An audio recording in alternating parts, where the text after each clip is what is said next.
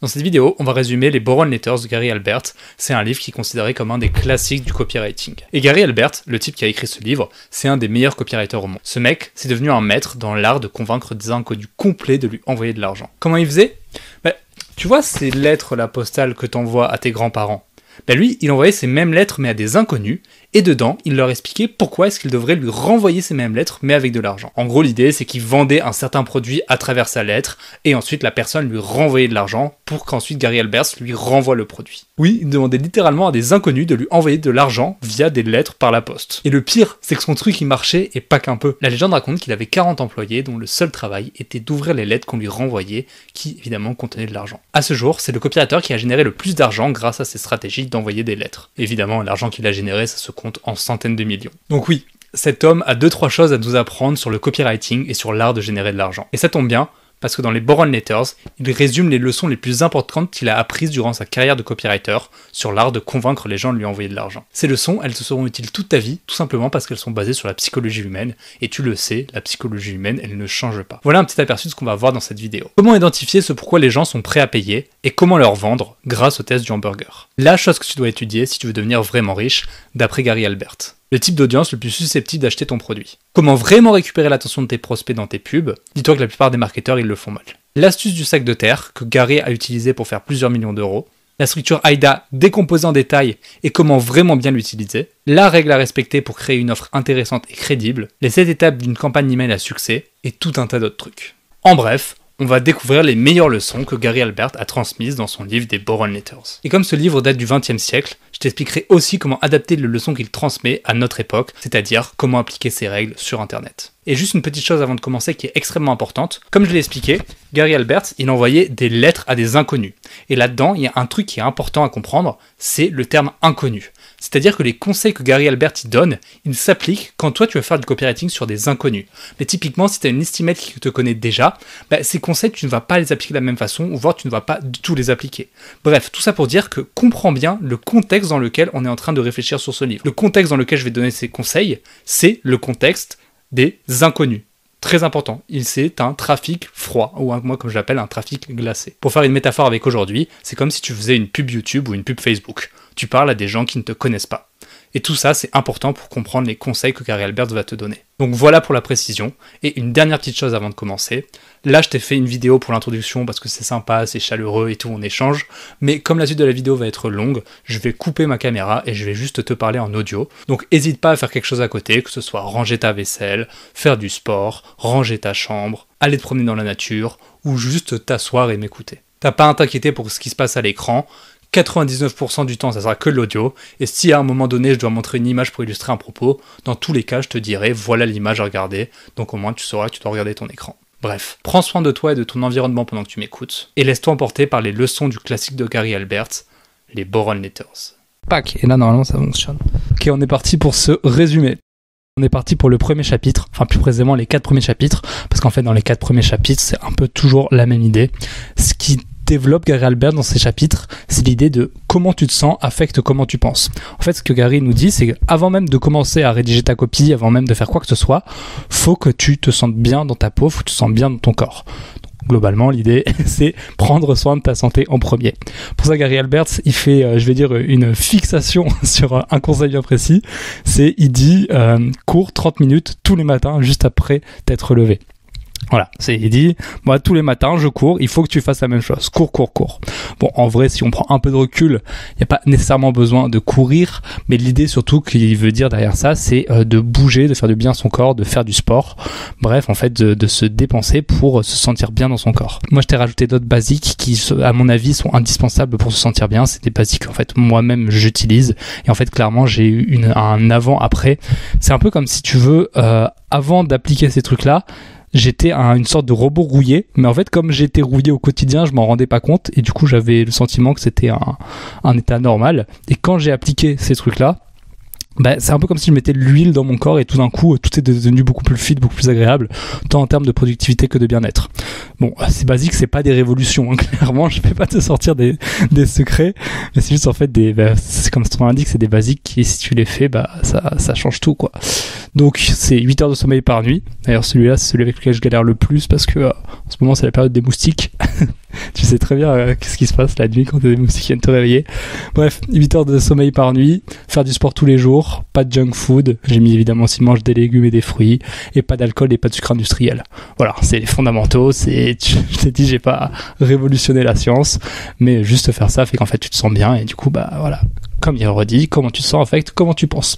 Voilà globalement pour le résumé des 4 premiers chapitres. Et je t'ai noté une petite punchline que j'aime bien qui vient du livre.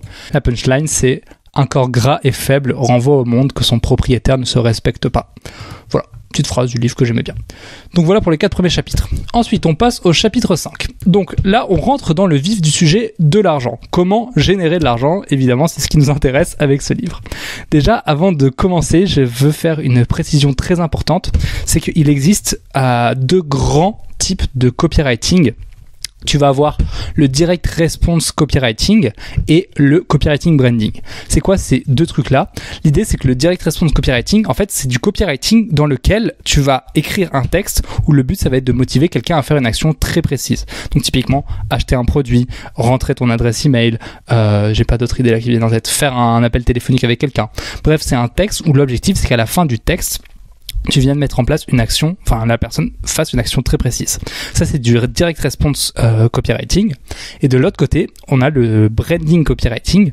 Ça c'est l'idée, c'est en fait augmenter la valeur de quelque chose. Donc que ce soit augmenter, j'arrive plus à parler, que ce soit augmenter la valeur pour un produit, augmenter la valeur pour une personne spécifique, augmenter la valeur d'une idée. Bref, l'idée c'est que tu vas utiliser ton copywriting non pas pour motiver quelqu'un à faire une action précise, mais pour changer la perception de quelqu'un sur quelque chose de particulier. C'est typiquement les pubs que tu vois, les pubs de Dior, enfin les pubs pour du parfum, où tu vois des Brad Pitt, où tu vois des acteurs, des actrices qui sont hyper sexy, qui tiennent le parfum en disant waouh, quel parfum incroyable. Mais l'idée c'est qu'inconsciemment on va venir associer la coolitude, si je puis dire, de ces acteurs / actrices avec le parfum, et du coup on va avoir plus de désir pour ce parfum. Là, Gary Halbert ne nous parle que de direct response copywriting, c'est-à-dire qu'il va nous parler de copywriting où le but c'est qu'à la fin la personne elle t'envoie de l'argent. Donc très important à comprendre. Ici on parle que de direct response copywriting. Et d'ailleurs, si ça t'intéresse que je fasse aussi des vidéos sur du branding copywriting, n'hésite pas à me le dire en commentaire et je réfléchirai voir qu'est-ce que je peux faire. Donc voilà pour la première précision. Et je rappelle aussi, je te l'ai déjà dit, mais important, il parle à des inconnus. Encore une fois, je le rappelle, c'est un contexte dans lequel il explique comment vendre à des inconnus, ce qui n'est pas la même chose que si tu cherches à vendre à quelqu'un qui te connaît déjà, que ce soit un client, ta liste email ou autre. Voilà. Donc Gary commence ce chapitre avec ce qu'il appelle le plus grand secret pour gagner de l'argent. C'est ce qu'il dit lui-même, c'est selon moi le plus grand secret pour gagner de l'argent, c'est que tu dois être impliqué dans ce qui t'excite le plus. Ce qu'il dit c'est l'argent est là où l'enthousiasme est. Donc l'idée c'est juste d'aller dans des marchés, de vendre des trucs où ça t'est excité, pas dans le sens sexuel, hein, mais dans le sens, je veux dire la fougue de la jeunesse, mais tu comprends l'idée, tu vois, t'es hypé à l'idée d'être dans ce marché, de vendre ce truc-là. C'est ce que Gary nous dit, l'argent est là où l'enthousiasme est. Donc voilà, ne vends pas des trucs juste parce que ça peut marcher, mais vends des trucs qui vraiment t'enthousiasment et vends des trucs où vraiment tu te dis, ah c'est stylé ce truc. Ensuite, Gary fait ce que j'ai appelé le jeu du hamburger. Bon, il l'a pas appelé comme ça, mais tu vas comprendre l'idée. Donc on va faire un petit jeu tous les deux. Je voudrais que tu imagines qu'on est en compétition. On possède tous les deux un stand, un magasin de hamburgers. L'idée, c'est que celui qui vend le plus de hamburgers gagne. Ok ?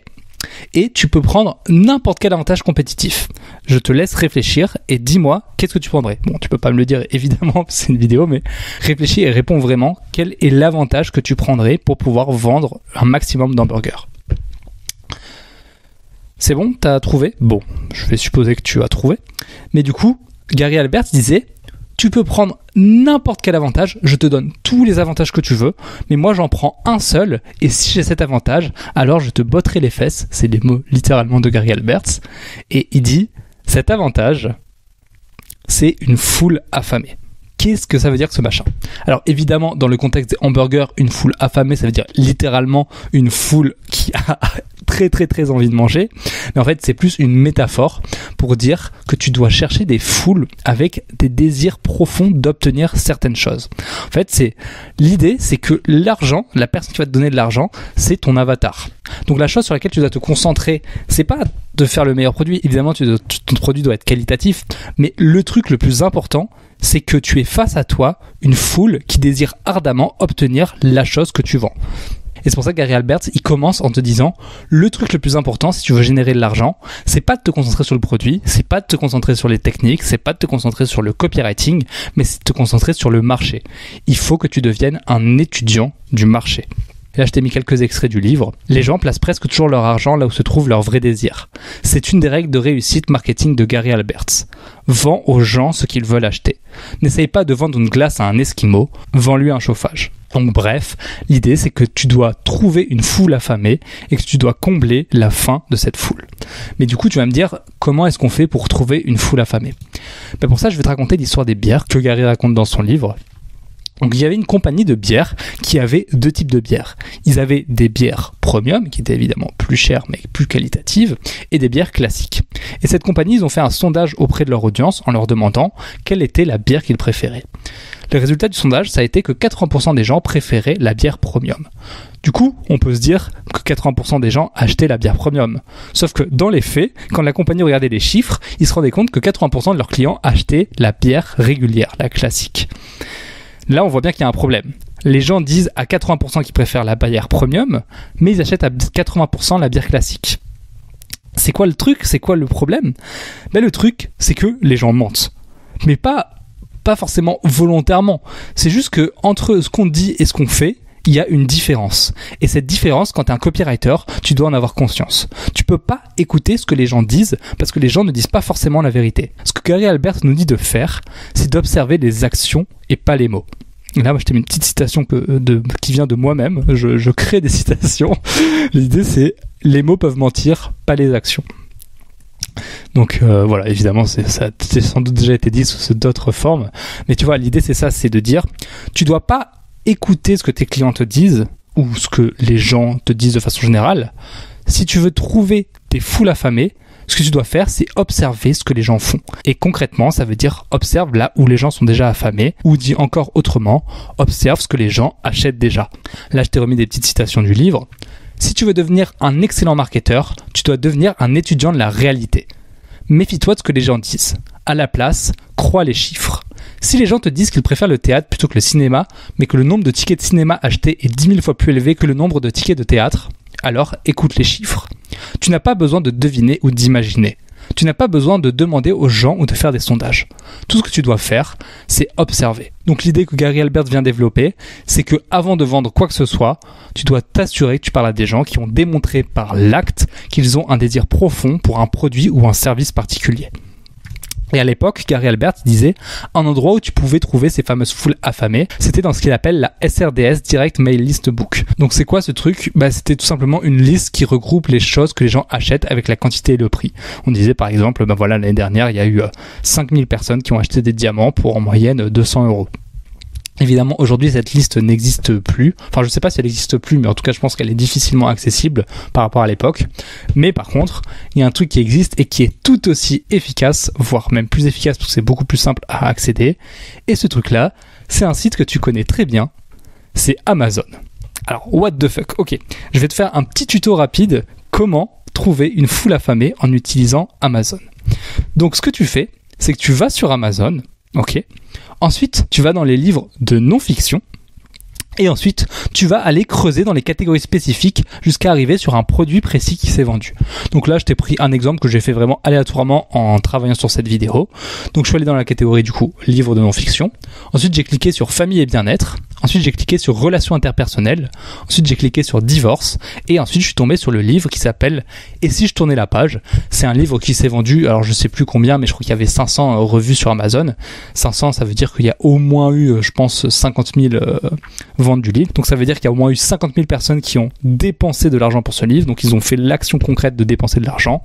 Et ensuite, du coup, une fois que j'ai trouvé ce livre, ce que j'ai fait, c'est que je suis juste allé voir la description du livre. Et voilà la description qui avait écrit. Certaines ruptures sont plus dures à accepter que d'autres. L'envie d'en parler, le sentiment de ne pas être comprise, vos émotions qui mettent en pause votre quotidien. Détachez-vous de ce mal-être, extériorisez-vous par l'écrit, mettez des mots sur vos émotions, retrouvez enfin le sentiment d'un cœur léger. Vous avez le droit d'être triste et blessé, mais la guérison passe par l'acceptation de la souffrance.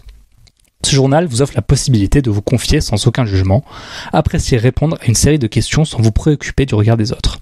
Donc là, si on utilise cette description pour trouver la foule affamée, elle est simple. Là, notre foule affamée, c'est une femme qui vient de divorcer et qui veut tourner la page. Donc là, concrètement, en utilisant les livres de non-fiction sur Amazon et en tombant sur un livre particulier, on a trouvé un type de foule affamée, ça va être les femmes qui viennent de divorcer, qui veulent tourner la page. Donc là, typiquement, bon, évidemment, faut vous y connaître dans ce truc-là. Là, j'ai vraiment pris un truc au pif où je m'y connaissais pas du tout.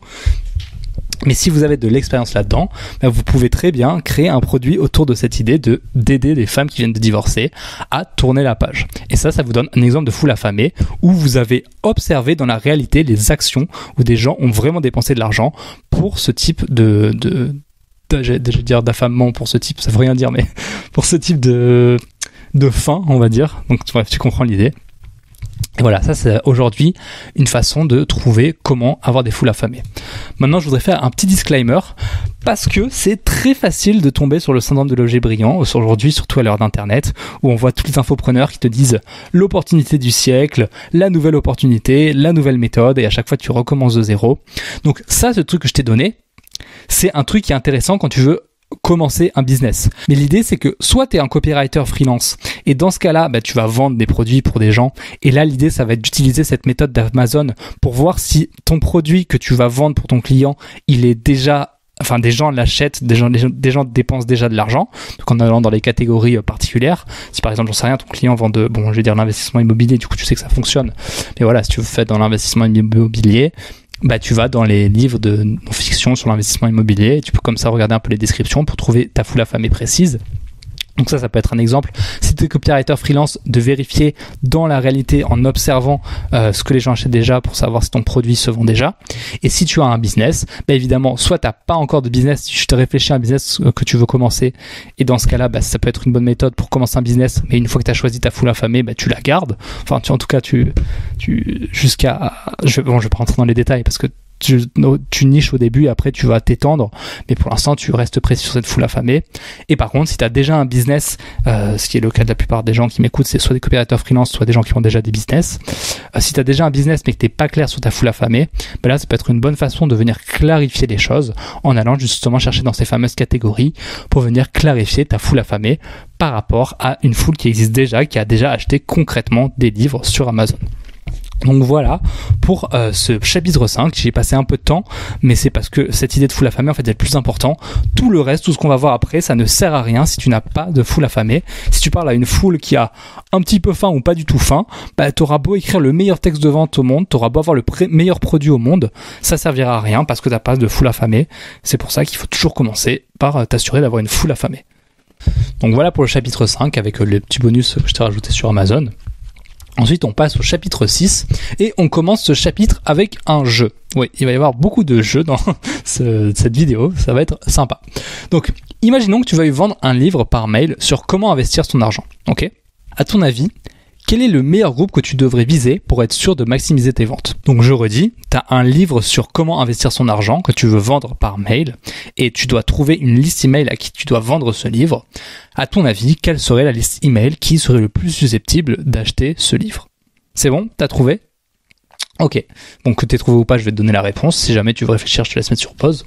Mais donc la réponse, c'est que c'est les gens qui ont déjà acheté chez toi des produits similaires. Pourquoi ? Il y a 4 raisons. Premièrement, ils ont déjà acheté des produits qui sont similaires, ce qui veut dire que c'est déjà une foule affamée, puisque ils ont déjà démontré qu'ils ont acheté d'autres produits de ce type, donc ils avaient déjà faim pour des produits de ce genre. Ensuite, deuxièmement, ils ont démontré par l'acte qu'ils sont prêts à dépenser de l'argent, puisqu'ils ont déjà acheté. Donc c'est cette idée d'observation par l'acte. Ensuite, troisièmement, c'est tout con, mais ils ont de l'argent à dépenser pour ce genre de produit, parce que oui, t'auras beau être le meilleur copywriter au monde, mais si tu essayes de vendre quelque chose à quelqu'un qui n'a pas d'argent, tu ne pourras pas le convaincre puisqu'il ne va pas pouvoir créer cet argent. Donc là, ça veut dire, cette liste email, si tu vends à des gens qui ont déjà acheté chez toi, ça veut dire qu'ils ont déjà de l'argent, qu'ils ont pu en dépenser dans d'autres produits, donc très probablement qu'ils auront de nouveau de l'argent à pouvoir dépenser dans ton produit. Ça, c'est le troisième point. Et le quatrième point, qui est hyper important, c'est qu'ils te font déjà confiance. Sur Internet, un truc qui est hyper dur à bâtir, c'est la confiance. Parce que tu as des arnaques dans tous les sens, tu as des surpromesses dans tous les sens.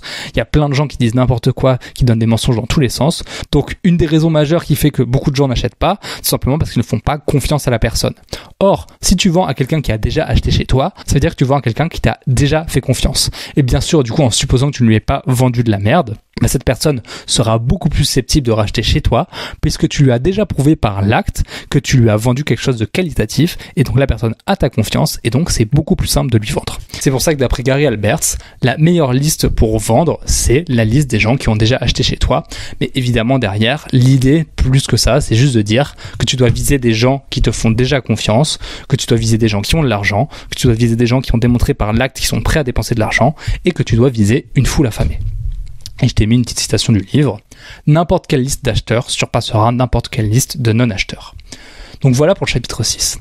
Ensuite, le chapitre 7, je t'ai noté juste une idée qui est très simple. C'est que, selon Gary Alberts, il va y avoir 3 guidelines. Je ne saurais pas trop comment le traduire, mais on va dire 3 facteurs, ouais, c'est une bonne traduction. 3 facteurs qui vont te permettre de connaître le potentiel d'une liste d'acheteurs. Ces 3 facteurs, ça va être numéro 1, la récence. J'ai pas trouvé de meilleure traduction, mais l'idée c'est est-ce qu'ils ont acheté récemment. Donc plus ta liste, c'est des gens qui ont acheté récemment, plus ça sera une liste qui sera susceptible d'acheter de nouveau. Ensuite, deuxième facteur, c'est la fréquence. Est-ce qu'ils ont déjà acheté plusieurs fois? Parce que s'ils ont acheté plusieurs fois, ça veut dire qu'ils sont assez affamés pour venir redépenser de l'argent dans ce même produit. Et aussi, ça veut dire très probablement qu'ils sont pas satisfaits des produits qu'ils ont achetés jusqu'à présent. Donc, tu as moyen de créer un produit qui est meilleur et qui répond à leurs attentes. Et enfin, numéro 3, c'est la quantité. C'est est-ce qu'ils ont dépensé beaucoup d'argent dans ce produit particulier? Parce que plus ils ont dépensé d'argent, plus ils seront susceptibles de redépenser de l'argent pour ton produit. Donc voilà pour les 3 facteurs. Et encore une fois, petit jeu, petite question. À ton avis, quel est le plus important des 3? Entre la récence, la fréquence et la quantité. Je te laisse prendre un petit peu de temps pour réfléchir. Ok, est-ce que tu as ta réponse en tête? Bon, je vais te donner la réponse de Gary Alberts. D'après lui, le plus important, c'est la récence. Pourquoi? Parce que le désir, il est récent, donc potentiellement, il est toujours là et il n'est pas encore comblé. C'est-à-dire qu'il est encore dans l'acte émotionnel de vouloir combler ce désir. Et comme tu le sais, la décision, c'est une action émotionnelle qu'on justifie rationnellement. Donc, comme il est dans un état émotionnel qui est fort, c'est beaucoup plus intéressant que les 2 autres qui sont quand même intéressants mais beaucoup plus rationnels. Voilà pour le chapitre 7. Ensuite, dans le chapitre 8, Gary Alberts commence avec un truc qui n'a rien à voir. D'ailleurs, si tu lis le livre en entier, tu te rendras compte que Gary, il balance un peu des conseils dans tous les sens. J'essaie de mettre un peu de sens dans ce qu'il disait, mais des fois, je te balancerai vraiment des trucs qui n'ont rien à voir, parce que c'est comme ça qu'est écrit le livre. Mais du coup, dans le début du chapitre 8, il commence avec cette phrase, il commence pas avec cette phrase, mais j'ai noté cette phrase qui est très cool, c'est: si tu arrêtes de travailler dès que tu es un peu fatigué, alors tu manques de discipline. Si à l'inverse, tu continues de travailler alors que tu t'écroules de fatigue, c'est que tu es fou. Et je trouvais l'idée intéressante parce qu'en fait, tu as un peu cette idée de la hustle culture, de vouloir travailler un maximum, ou d'un autre côté, l'idée de vouloir chill au minimum. Je trouvais cette solution qu'il apportait intéressante, c'est de dire en fait, quand tu te sens fatigué ou motivé, je vais y arriver, quand tu te sens fatigué ou pas motivé, ce que tu fais, c'est juste de commencer à travailler, et si tu sens que tu n'y arrives pas, t'arrêtes. Donc voilà, c'est cette idée de dire, si tu es motivé, tu travailles un nombre d'heures qui est raisonnable, mais si jamais tu te sens pas motivé, plutôt que de dire, oh non, j'ai la flemme de travailler, juste commence à travailler, dis-toi, je fais 5 minutes, je fais l'action la plus simple possible. Et si j'ai effectué cette action et que dans les 5 minutes, j'ai pas la motivation, j'arrête. Pourquoi en fait est-ce que tu veux commencer à travailler? Tout simplement parce que le plus dur dans la motivation, c'est pas de faire la chose, mais c'est de commencer à faire la chose. En fait, ce qui va te demander le plus d'énergie, le plus de motivation, c'est de passer de l'état d'inactivité de je suis sur mon canapé à rien faire ou je suis dans mon lit à rien faire, à l'état d'activité de je commence à rédiger ma page de vente, je commence à faire du sport, etc., etc. C'est pour ça qu'il y a un concept qui vient de Mark Manson que j'adore. De toute façon, si tu me connais un peu, tu sais que j'apprécie beaucoup le travail de Mark Manson. Mais son concept, c'est le Do Something Principles. C'est un peu ce que dit Gary Alberts, mais de façon différente. L'idée, c'est de en fait définir une tâche minimum à faire dans une activité et de la faire. Donc typiquement, moi je t'ai donné 3 exemples de comment je l'applique. Quand je veux écrire une page de vente, je me dis pas je vais écrire toute une page de vente, mais juste je me dis ok, je dois écrire un paragraphe. Et je me force à écrire un paragraphe. Pour le sport, pareil, j'ai une règle. C'est de faire 5 minutes de sport par jour. Si tu dis je dois faire 1 heure de sport par jour, c'est t'as pas forcément la motivation tous les jours, mais par contre 5 minutes, tu peux pas refuser de faire 5 minutes de sport par jour. Et pareil, dernier truc, là en ce moment je suis en train d'essayer d'apprendre l'espagnol, j'utilise Duolingo, je sais pas si tu connais, mais c'est une application qui permet d'apprendre des langues. Je me dis je dois faire une leçon par jour de Duolingo, pareil ça me prend 3 minutes, c'est pas dur à faire, et souvent en fait quand je commence, je me retrouve à vouloir en faire plus, mais c'est cette idée derrière de faire le minimum. Je t'ai dit, vraiment, le conseil, là, ça n'avait rien à voir avec l'argent, mais c'est un conseil qu'il donne et je trouvais cool, donc je voulais quand même te le mettre. Voilà. Ensuite, on repart, du coup, sur l'argent, sur la suite du chapitre, où là, il donne juste un fait, on va dire, qui est intéressant.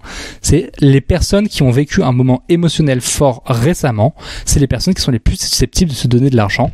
Et là, il a donné quelques exemples. Donc, typiquement, avoir un bébé, si la personne vient d'avoir un bébé, si la personne vient de se marier, si la personne vient de perdre un proche, si la personne vient d'avoir une augmentation, si la personne a fait faillite récemment, si la personne a acheté une nouvelle voiture, etc., etc. Et le sous-entendu derrière, que Gary Albert ne dit pas, mais qu'on a déjà vu un peu juste avant avec l'idée de récence, c'est que plus une personne, elle ressent des émotions dans un moment donné, plus elle est soumise à ses émotions plutôt qu'à sa raison, et plus ça sera facile pour elle d'acheter quelque chose, parce que ça va être un acte qui va être impulsif, qui va faire qu'elle va dépenser cet argent. Après, d'expérience, le plus intéressant, ça reste quand même d'avoir l'émotion plus la raison, tout simplement parce que si la personne achète sur un aspect uniquement émotionnel, mais qu'après, une fois qu'elle est plus dans cet état émotionnel, elle rationalise et elle se dit c'est pourri le produit que je viens d'acheter, la personne elle va juste avoir un mauvais souvenir de toi, elle va juste t'identifier comme un vendeur de rêve ou un vendeur de merde. Alors que si tu utilises cet aspect émotionnel pour faciliter la vente, mais que derrière ton produit est vraiment bon et que tu viens rationaliser en montrant toutes les choses rationnelles qui permettent de justifier son achat, là la personne t'aura profité de l'aspect émotionnel pour faciliter l'acte d'achat, mais derrière tu auras cette rationalisation qui est faite, qui fait que la personne ne t'en voudra pas, au contraire elle sera heureuse puisque tu l'as aidé, en supposant que ton produit soit vraiment qualitatif. Donc voilà pour le chapitre 8. Ensuite, dans le chapitre 9, Gary Alberts, il nous donne un exemple concret de comment vendre quelque chose à un marché précis de la SRDS. Donc je te rappelle, la SRDS, c'est cette liste de journal dans laquelle tu peux trouver des foules affamées, ce que nous on avait utilisé avec l'exemple d'Amazon. Donc voilà ce qu'il dit. Gary, il dit, supposons, on prend le titre suivant. Comment gagner de l'argent ? Titre extrêmement classique. Si je mets juste un titre sur comment gagner de l'argent, ça va pas attirer l'attention de beaucoup de monde. T'es d'accord, c'est vu et revu. Maintenant, il dit, ok, on prend un groupe précis de la SRDS. Par exemple, je vois, tiens, les architectes, c'est un groupe qui a dépensé beaucoup d'argent. Je vois ça sur la SRDS. Ce que je peux faire, c'est au lieu de mettre comment gagner de l'argent, c'est comment gagner de l'argent en tant qu'architecte. Et ici, on retrouve le modèle que moi j'utilise quand je veux écrire des titres pour venir, ou des accroches pour venir récupérer l'attention. Ce que je fais, c'est que je vais définir l'objectif de la personne et la situation actuelle. Donc c'est quoi ces deux trucs-là ? L'objectif, c'est ce que la personne elle veut atteindre. Donc c'est littéralement ce qu'elle met derrière le terme « je veux X ». Si la personne elle dit « je veux gagner plus d'argent », son objectif c'est gagner plus d'argent. Si la personne elle dit « je veux tourner la page après mon divorce », son objectif c'est tourner la page après son divorce.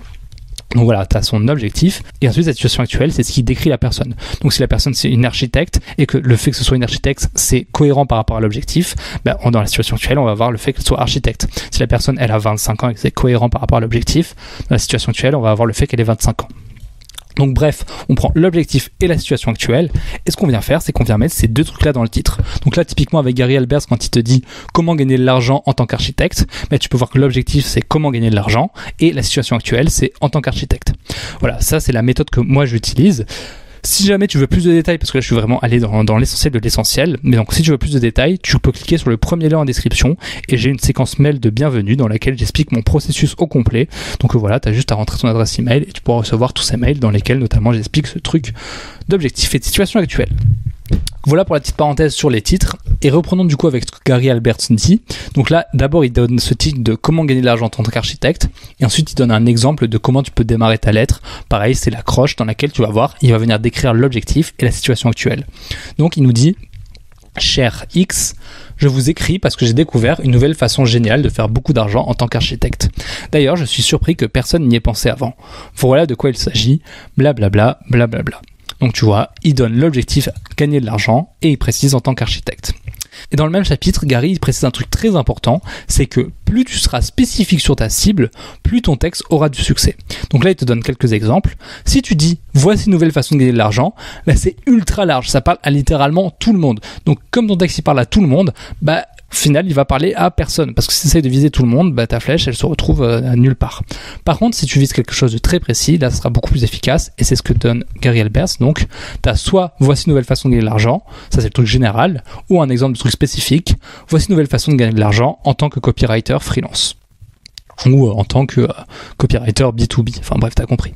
Ensuite, autre exemple, comment acheter un bien immobilier sans prêt versus comment acheter un bien immobilier à Los Angeles sans prêt. Donc tu vois, l'idée c'est vraiment de dire, viser une cible qui est très spécifique et lui montrer qu'on vise spécifiquement cette cible. Et si tu veux un autre exemple, je t'ai mis un exemple que tu retrouveras en description. C'est une lettre qu'a écrit Gary Alberts où le titre c'est « Ceci est une lettre ouverte à toutes les jolies femmes de Miami qui souhaitent réellement faire carrière en tant que mannequin professionnel. » Donc tu vois, là c'est vraiment un exemple extrême de spécificité, mais c'est une lettre qui a super bien marché, où là Gary Alberts, parle déjà qu'à des femmes, ensuite qu'à des femmes qui sont jolies, ensuite qu'à des femmes qui habitent à Miami, et ensuite qu'à des femmes qui veulent devenir mannequins professionnels. Donc là, pour le coup, c'est ultra niché, mais son texte a fonctionné, donc comme quoi, tu peux voir que la spécificité, ça paye quand tu es tombé évidemment sur une foule affamée. Là, c'était le cas de Gary Alberts avec cette lettre-là, et du coup, voilà un exemple de lettre spécifique. Tu pourras la retrouver dans la description. Ensuite, chapitre 10, Gary Alberts nous explique comment écrire une bonne lettre de vente. Donc pour ça, il nous donne 5 étapes. Étape 1, tu l'as compris, trouve une foule affamée. Ensuite, l'étape 2. Supposons que ta foule, ça soit des gens qui ont acheté un livre sur comment gagner de l'argent avec l'immobilier. Mais dans ce cas, tu vas lire les 3 livres les plus lus sur le sujet et tu vas prendre des notes. Donc là, on a évidemment l'exemple de l'immobilier. Mais si je sais pas, si ta foule affamée, pour reprendre, c'est le truc du divorce, bah, tu vas lire les 3 livres les plus lus sur le divorce. Si ta foule affamée, c'est sur comment gagner de l'argent avec le Bitcoin, tu vas lire les 3 livres les plus lus sur le Bitcoin, etc., etc. Tu comprends l'idée et tu prends des notes à chaque fois.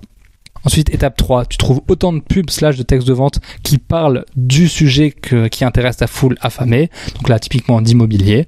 Et encore une fois, tu les lis et tu prends des notes. Ensuite, étape 4, tu vas venir créer un produit qui résume les idées des livres que tu as lus sous forme logique, étape par étape, et tourner vers l'action. Donc là, évidemment, tu comprends que cette étape ne s'applique que pour les infopreneurs qui veulent vendre des formations ou des coachings, mais tu peux très bien appliquer ça de façon plus générale avec juste créer un produit qui permet à ta foule de venir atteindre la chose qu'elle désire. Donc voilà, cette étape-là, si on la tourne de façon plus générale. Et ensuite, l'étape 5, c'est tout simplement de vendre ton produit. Et à ce stade-là, ça devrait être facile parce que tu te seras déjà tellement imprégné du domaine avec les textes de vente plus les livres que tu auras tout un tas d'idées qui tournent dans ta tête. Donc voilà pour le chapitre 10. Ensuite, dans le chapitre 11, Gary Alberts, il explique un truc hyper intéressant. Il te dit, quand les gens reçoivent des lettres par la poste, parce que je rappelle que lui, il envoyait des lettres par la poste, donc quand ils reçoivent ces lettres, ils ont 2 piles. Ils ont d'un côté la pile personnelle, ça c'est une pile qui garde bien au chaud et ils ouvriront toutes les lettres de cette pile. Et de l'autre côté, ils ont la pile promotionnelle, où ça sera dans 90% des cas jeté, ou au mieux, il y aura un petit coup d'œil qui sera regardé et puis ça sera jeté direct. Et ce que Gary Alberts nous dit, c'est que pour que ta lettre soit lue, elle doit ressembler à une lettre de la pile personnelle, parce qu'on veut que notre lettre se retrouve dans la pile personnelle, qui est la pile où les gens y prêtent de l'attention et du temps. Et c'est pour ça que le premier objectif quand tu designes ton enveloppe, c'est de faire en sorte qu'elle se retrouve dans la A-pile, donc dans la pile personnelle. Et pour ça, il suffit de faire en sorte que ton enveloppe, elle ait le même style, le même design que les autres enveloppes de la pile personnelle. C'est un conseil qui semble évident. Évidemment, aujourd'hui, toi, tu vas pas... Il y a très peu de chances que tu envoies des lettres. Donc, comment on applique ça aujourd'hui ? C'est surtout sur l'aspect list email. Quand on voit des mails, soit pour un client ou pour ta propre liste, c'est pareil. Ces gens-là, quand ils reçoivent des mails, ils vont avoir les mails de type promotion et ils vont avoir les mails de type personnel. Et nous, notre objectif, c'est que notre mail se retrouve dans la pile personnelle et non pas dans la pile de promotion. Donc, comment est-ce qu'on fait ça ? Je vais te dire comment moi, perso, je m'y prends. Déjà, d'un point de vue évidence, dans mes titres, je vais pas m'amuser à venir mettre des trucs en mode promo moins 50%, vente flash, code promo réduction, je sais pas quoi, parce que ça sonne directement comme un truc promotion, ça sonne comme un truc vendeur, et ça va être associé à la catégorie, tout ce qui va être tout simplement la catégorie promotion. Et pareil, dans mes mails, j'évite, je mets pas du tout d'images clichés. Tu sais, c'est les images genre les gens contents, les beaux paysages ou quoi. C'est un peu les images stock photo. En fait, moi j'ai une règle quand je mets des images. Tu vois, l'idée c'est que quand je mets une image, l'image en tant que telle sert dans le texte. Que si je retirais cette image, le texte n'aurait plus de sens là. C'est moi ma règle personnelle quand je mets des images pour m'assurer que l'image ait un sens. Voilà, il faut que l'image apporte quelque chose, ce soit pas juste un truc en mode stock photo. Donc ça, voilà, c'est les basiques que je fais pour que le mail ressemble pas à un mail promotionnel. Mais le truc, c'est qu'en fait, là, Gary Albert, ce qu'il nous dit encore une fois, c'est qu'il vise des inconnus. Donc l'idée, c'est que ça va être un one shot où la personne, on va lui envoyer la lettre, elle va nous envoyer l'argent, et après, on ne parlera plus jamais à cette personne. Nous, c'est pas ce qu'on veut, parce que nous, ce qu'on veut, c'est construire une relation, que ce soit avec notre audience ou avec l'audience d'autres personnes. Bref, on veut renvoyer des mails encore et encore pour échanger avec notre audience. Donc cette stratégie de juste faire en sorte que notre mail ait un look personnel, ça suffit pas, parce que même si ça a un look personnel avant de l'ouvrir, une fois que tu l'ouvres, si tu te rends compte que c'est un truc promotionnel, la personne, elle va l'associer directement dans la catégorie promotion. Et les prochaines fois qu'elle recevra des mails de ta part, t'auras beau avoir un look personnel, comme la personne dans sa tête, elle t'aura associé à l'aspect promotionnel, elle te mettra automatiquement dans l'aspect promotionnel. Donc nous, ce qu'on veut faire, c'est pas juste faire en sorte que notre mail ressemble à un mail perso. Ce qu'on veut faire en sorte, c'est que la personne, elle nous associe à sa liste de mails personnels et non pas promotionnels. Et comment est-ce qu'on fait ça ? Je vais te dire comment est-ce que moi je fais. C'est tout simplement que je parle comme si je parlais à un ami. L'idée, c'est que j'essaye pas de parler comme si je voulais vendre quelque chose à quelqu'un. J'imagine juste que littéralement en face de moi, c'est quelqu'un à qui je tiens, c'est quelqu'un avec qui j'ai envie de construire une relation. Et donc automatiquement, quand je vais lui parler, ça va être... Voilà, je vais juste parler comme un ami. Donc là, je t'ai noté quelques trucs qui vont venir de façon naturelle. Je vais utiliser un vocabulaire normal. Je vais pas utiliser tout son soutenu ou des trucs clichés. Donc je vais juste parler comme je parlerais, à un ami. Ensuite, je vais pas essayer de douiller la personne en face. Si c'est un ami, t'essayes pas de douiller tes amis, t'essayes de leur donner des bons plans. Donc si tu vends une offre et que tu penses que l'offre elle est bien pour lui, tu vas lui dire. Mais si tu vends une offre et que tu penses que l'offre est pas adaptée pour ton ami, tu vas lui dire non, je pense que c'est pas bon pour toi. Donc là, c'est la même idée. Ensuite, pareil, essayer d'apporter de la valeur. Dans tes relations avec tes amis, t'essayes de faire en sorte que la personne t'apprécie, que la personne, elle sente grandir de la relation. Et toi, pareil, t'essayes de faire en sorte que la personne en face de toi te fasse grandir. Donc, c'est un peu la même logique. Apporter de la valeur et t'assurer que la personne en face de toi, c'est un type qui peut t'apporter de la valeur aussi. Ensuite, autre truc, je l'ai noté, raconter des trucs marrants. Ça j'essaye. Je sais pas si j'arrive toujours à raconter des trucs marrants, mais voilà, on essaye de faire des blagues. Et donc, bref, de façon générale, l'idée, c'est de parler comme si tu parlais à quelqu'un à qui tu tiens. Donc voilà, sur l'aspect pile personnel versus pile professionnel. Donc, je referme la parenthèse sur les mails, et là, on retourne du coup sur l'aspect qui va être plus parler à des inconnus, où là, du coup, Gary Alberts va envoyer des lettres à des inconnus. Et du coup, nous, comment est-ce que ça s'appliquerait à aujourd'hui ? Ce serait typiquement si on faisait des pubs. Voilà, donc on se place dans ce contexte de imagine que tu parles à un inconnu, et là Gary Albert, du coup, il explique comment récupérer l'attention d'un inconnu. Ce qu'il fait, c'est qu'il va mettre un petit élément d'intrigue qui va donner envie de lire la lettre. Donc typiquement, un exemple qu'il donnait, c'est de mettre un sac de terre et d'accrocher un sac de terre à la lettre. Donc quand la personne elle reçoit la lettre, elle voit qu'il y a un sac de terre qui est accroché, et évidemment ça récupère son attention et ça lui donne envie de commencer à lire la lettre parce qu'elle se dit what the fuck, c'est quoi ce sac de terre ? J'ai envie d'en savoir plus. Toi, aujourd'hui, quand tu vas faire de la pub ou quand tu vas parler à des inconnus, tu vas pas t'amuser à envoyer des sacs de terre. Enfin, tu pourrais, mais si tu fais de la pub YouTube, je vois pas trop comment tu pourrais envoyer des sacs de terre. Mais du coup, comment tu peux appliquer ça concrètement à la pub ? C'est l'idée de faire ce qu'on appelle des patterns interrupt. En fait, quand tu regardes une pub, typiquement sur YouTube, je vais prendre l'exemple de YouTube pour qu'on soit bien clair, mais tu vois, t'as le petit truc ignorer l'annonce au bout de 5 secondes. Mais littéralement, 99,9% des gens, ce qui se passe, c'est qu'ils veulent voir une vidéo, ils savent qu'avant la vidéo, il va y avoir une pub de 5 secondes, et leur pattern de base, c'est je clique sur la vidéo, j'attends les 5 secondes, je clique sur ignorer l'annonce, je regarde ma vidéo. Tu vois, ça c'est leur pattern. Ils vont même pas écouter ce qui se dit dans la pub, puisque eux, ils sont habitués à ignorer ce qui se dit pendant les 5 secondes, puis cliquer sur ignorer l'annonce, et ensuite aller voir leur pub. C'est pour ça que nous, ce qu'on veut faire, c'est venir casser ce pattern de tu ne m'écoutes pas, en venant mettre un élément qui est inattendu, un élément qui est what the fuck. Donc typiquement dans l'exemple de Gary Albert, ça va être un sac de terre, mais nous ce qu'on peut faire, je t'ai mis quelques exemples de patterns interrupt pour que tu comprennes bien, qui sont des pubs qui ont super bien marché. Donc le premier, c'est une pub pour du saumon, où tu vois en fait, le début de la pub, tu vois une sorte de paysage magnifique. Je te mettrai toutes ces pubs en description, comme ça tu pourras aller les voir concrètement. Donc la première pub, tu vois un paysage magnifique avec des ours, et d'un coup t'entends un mec qui crie, genre il fait ah, et tu vois un gars qui commence à courir sur un ours et à venir se battre avec l'ours. Ben là, quand toi t'es habitué à ignorer l'annonce, mais que tu vois un paysage paisible avec un gars qui commence à courir en criant sur un ours, évidemment c'est un élément où tu te dis mais qu'est-ce que c'est que ce truc ? Et donc là la personne elle a créé un pattern interrupt, et derrière elle va pouvoir venir récupérer l'attention. Un autre exemple, c'est la pub qui a été une des pubs qui a été les plus vues au monde sur YouTube. C'est la pub Here in my garage. J'arrive jamais à le dire. Here in my garage. Bref, voici dans mon garage. Enfin, actuellement dans mon garage. C'est une pub de Tai Lopez, qui est un Américain. Et l'idée, c'est qu'en fait, il s'est filmé dans son garage avec une Lamborghini derrière. Et derrière, il passe d'une Lamborghini à une étagère avec 2000 livres. Et évidemment, aujourd'hui, on est habitué, parce qu'aujourd'hui, tout le monde utilise cette technique de montrer la Lamborghini, de montrer les voitures. Mais à l'époque, en fait, on n'était pas habitué sur une pub à tomber sur un mec qui te montre sa Lamborghini. Et du coup, ça crée un pattern interrupt de se dire, what the fuck, pourquoi est-ce qu'il me montre sa Lamborghini? Qu'est-ce qu'il me veut? Donc ça, pareil, ça crée un pattern interrupt. Deux autres exemples, je vais un peu plus rapidement.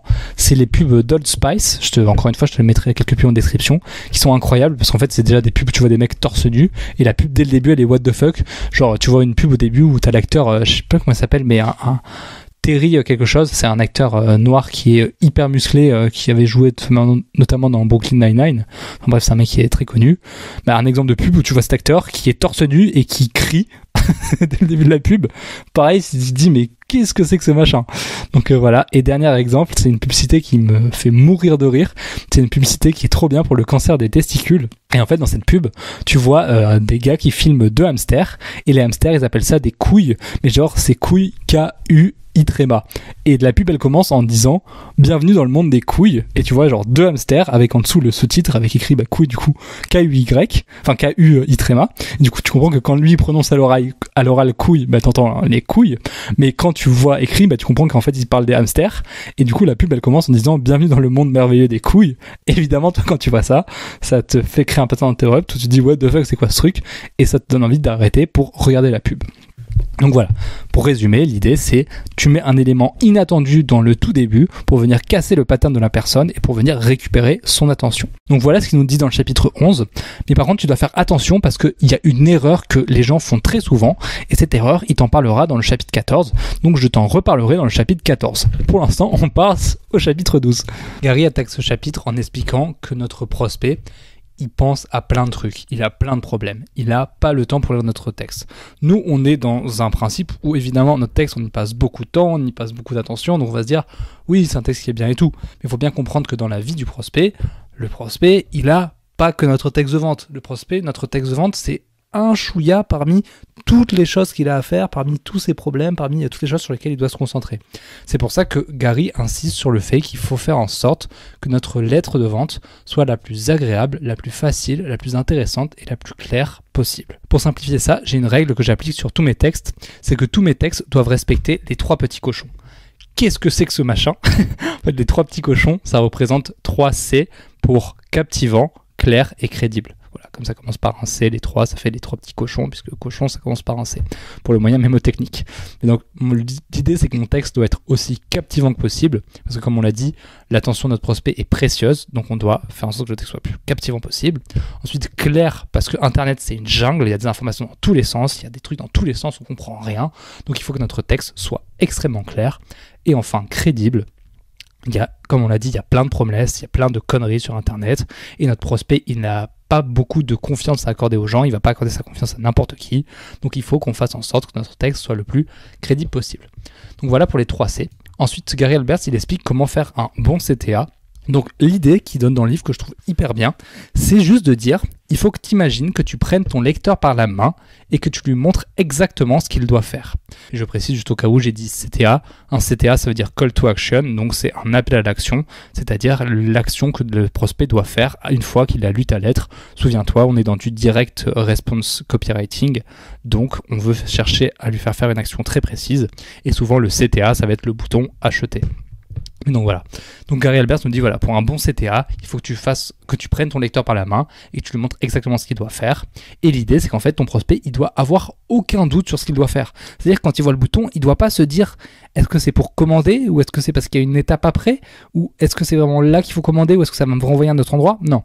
Il faut que ce soit crystal clair, parfaitement clair pour ton prospect. Et pour simplifier ce truc de clarté absolue sur le CTA, il y a une règle de design qui est de mettre le CTA d'une couleur unique par rapport au reste de ta page. On verra un peu plus bas les règles pour faire en sorte que ta page soit bien lisible, mais tu verras que dans les règles que je vais te donner, il y en a une, c'est de mettre 3 couleurs maximum sur ta page. Mais le CTA, c'est le seul objet de ta page qui fait exception à cette règle, où l'idée c'est que tu vas mettre ton CTA d'une couleur unique par rapport à tout le reste de ta page. C'est-à-dire que si pour ta page tu as choisi de mettre du noir, du blanc et du gris, bah ton CTA, tu vas faire en sorte de le mettre d'une couleur complètement différente, genre du orange ou du rouge ou du violet ou du vert ou du rose, mais bref, tu veux qu'il ressorte par rapport au reste de la page. Et pourquoi est-ce qu'on fait ça ? Parce qu'il y a une règle psychologique qui s'appelle la loi de Jacob. Je sais que ça claque pas énormément comme nom, mais c'est comme ça que ça s'appelle. C'est une règle du UX design où l'idée c'est que les utilisateurs ils passent la majorité de leur temps sur d'autres sites, donc ils veulent que ton site fonctionne de la même façon que les autres sites sur lesquels ils passent la majorité de leur temps. Et comme sur la plupart des sites, sur 90% des sites, le bouton acheter il est d'une couleur différente et qui ressort, ben on veut faire en sorte que notre bouton ait le même fonctionnement que les autres sites. Et c'est pour ça que dans 90% des cas, enfin dans la majorité des cas, on va chercher à mettre un CTA d'une couleur qui est différente et qui ressort par rapport au reste. Donc voilà pour l'aspect CTA, et je terminerai ce chapitre avec une question que Gary donne que je trouve très cool. C'est la question à te poser quand tu veux rédiger ton CTA, de te demander comment je peux rendre l'action aussi simple que possible à faire. Et voilà, et derrière tu veux simplifier au maximum l'action pour que le prospect, ça soit hyper simple pour lui de passer à l'étape d'après qui souvent va être acheté. Voilà pour le chapitre 12. Ensuite, dans le chapitre 13, il n'y avait rien de vraiment intéressant que j'ai noté dans ce chapitre. Donc, on passe tout de suite au chapitre 14. Et dans ce chapitre, on va parler de l'erreur commune que beaucoup de marketeurs font quand ils veulent récupérer l'attention. Souviens-toi dans le sac de terre dont on parlait un petit peu plus tôt. Donc, c'est quoi cette erreur commune ? Je te citerai Gary Alberts. Tu dois récupérer l'attention avec tes publicités, mais ton accroche doit être pertinente. Elle doit être en rapport avec ton message. Elle doit avoir du sens. Gary Alberts, il nous donne un exemple. Il nous donne un texte où l'accroche, c'était un sous-marin qui vole, point d'interrogation. Donc ça, c'était sur l'enveloppe sur l'enveloppe. Et ensuite, le texte commençait en disant « Non, nous n'avons pas de sous-marin qui vole, mais nos pilules font blablabla blablabla. » Ben ça, c'est un exemple de très mauvaise accroche, parce que oui, on vient récupérer l'attention de la personne, mais derrière, ce qu'on lui dit, ça n'a rien à voir, et du coup, la personne, elle a juste l'impression d'être s'être fait trahir et d'avoir perdu du temps. Du coup, elle a eu une mauvaise impression sur le texte, et non seulement elle ne va pas lire la suite du texte, mais en plus, elle va se souvenir de la marque comme étant une marque qui trahit les gens, et donc elle va plus apprécier cette marque-là. A l'inverse, du coup, un exemple de bonne accroche que Gary nous donne, c'est l'accroche du sac de terre. Et cette accroche, elle fonctionne parce qu'elle est justifiée. Donc je vais vous lire le début de cette fameuse lettre du sac de terre, comme ça vous allez comprendre qu'est-ce qu'il entend par justifié. Cher monsieur Tibérion, j'ai joint à cette lettre un petit sac de 2 terres pour 2 raisons importantes. Premièrement, ce que j'ai à vous dire est très sérieux et j'avais besoin de quelque chose pour récupérer votre attention. Et deuxièmement, ce que contient ce sac pourrait être votre passeport vers l'indépendance financière totale. Voyez-vous, ce que contient ce sac est une petite portion de ce qui a le plus de valeur sur cette terre. Je vous parle d'immobilier, et dans ce cas, d'immobilier à Hawaï. Et oui, le sable contenu dans ce sac vient d'une petite plage sur l'île de Maui, et cette petite plage est une des rares qui possède encore des parts immobilières à vendre. Donc qu'est-ce que tu peux voir dans cet extrait ? C'est que le sac de terre qu'il a accroché, il est totalement justifié par rapport à la suite du texte, puisque Gary Alberts vend une portion de terre à Hawaï, enfin vend de l'immobilier, et du coup le sac de terre il nous dit c'est une portion de cette plateforme que je vends, je sais pas comment on peut appeler ça, ce carré immobilier, bref tu comprends l'idée. Donc en fait, c'est ça l'idée de façon générale. Quand tu veux émettre des éléments d'intrigue, quand tu veux faire tes patterns interrupt, tu dois faire en sorte que tes patterns interrupt aient du sens par rapport à la suite de la pub. Si tu retournes en bas dans la description pour voir tous les patterns interrupt dont je t'ai parlé tout à l'heure sur les pubs, mais tu verras qu'à chaque fois, le pattern interrupt a du sens par rapport à la suite de la pub. C'est pas un élément what the fuck et ensuite on passe sur quelque chose qui n'a rien à voir. Non, c'est un élément what the fuck qui vient amener de façon logique la suite du texte de vente. Donc très important quand tu fais tes patterns interrupt, faire en sorte qu'ils soient justifiés. Et je t'ai mis un petit test que j'aime bien utiliser pour savoir si mon pattern interrupt est bien ou si il est mensonger, entre guillemets. C'est juste, je me demande, si moi, on m'avait fait ce pattern interrupt, est-ce que je me serais senti trahi ? Et si jamais, d'une façon ou d'une autre, j'ai un sentiment que oui, je me serais senti trahi, alors je le fais pas et je le change. En fait, c'est vraiment, je m'imagine, quand moi je reçois ce texte de vente, quand moi je lis mon texte de vente, en supposant que la personne, que je me sois ciblé moi-même, est-ce que j'ai le sentiment de me trahir ? Et si c'est le cas, bah, je change. Ça fonctionne pour le pattern interrupt, mais ça fonctionne aussi très bien pour tout ce qui est urgence, pour tout ce qui est ancrage, etc., etc. Tu vois, tous ces trucs, ces petites techniques qu'on te donne qui peuvent être parfois difficiles à utiliser parce que la ligne entre bien l'utiliser et mal l'utiliser est très fine. Bah, tous ces trucs-là, un test simple pour savoir si tu les utilises bien, c'est de te mettre à la place de ton client et de te dire, si je lis ça en tant que mon client, honnêtement, est-ce que j'ai l'impression qu'on me prend pour un con ou pas ? Et si la réponse est oui, alors change ton texte, parce que c'est le pire truc que tu puisses faire, de donner à ton prospect le sentiment qu'il est pris pour un con. Voilà du coup pour cette erreur des patterns d'interrupt. Et ensuite, Gary Albers, il continue dans le chapitre avec un truc qui n'a rien à voir, c'est comment annoncer le prix. Je t'ai dit, vraiment, il va dans tous les sens dans son livre. Mais tu vois, quand tu annonces le prix, tu veux pas juste arriver et dire « mon produit coûte 500 €.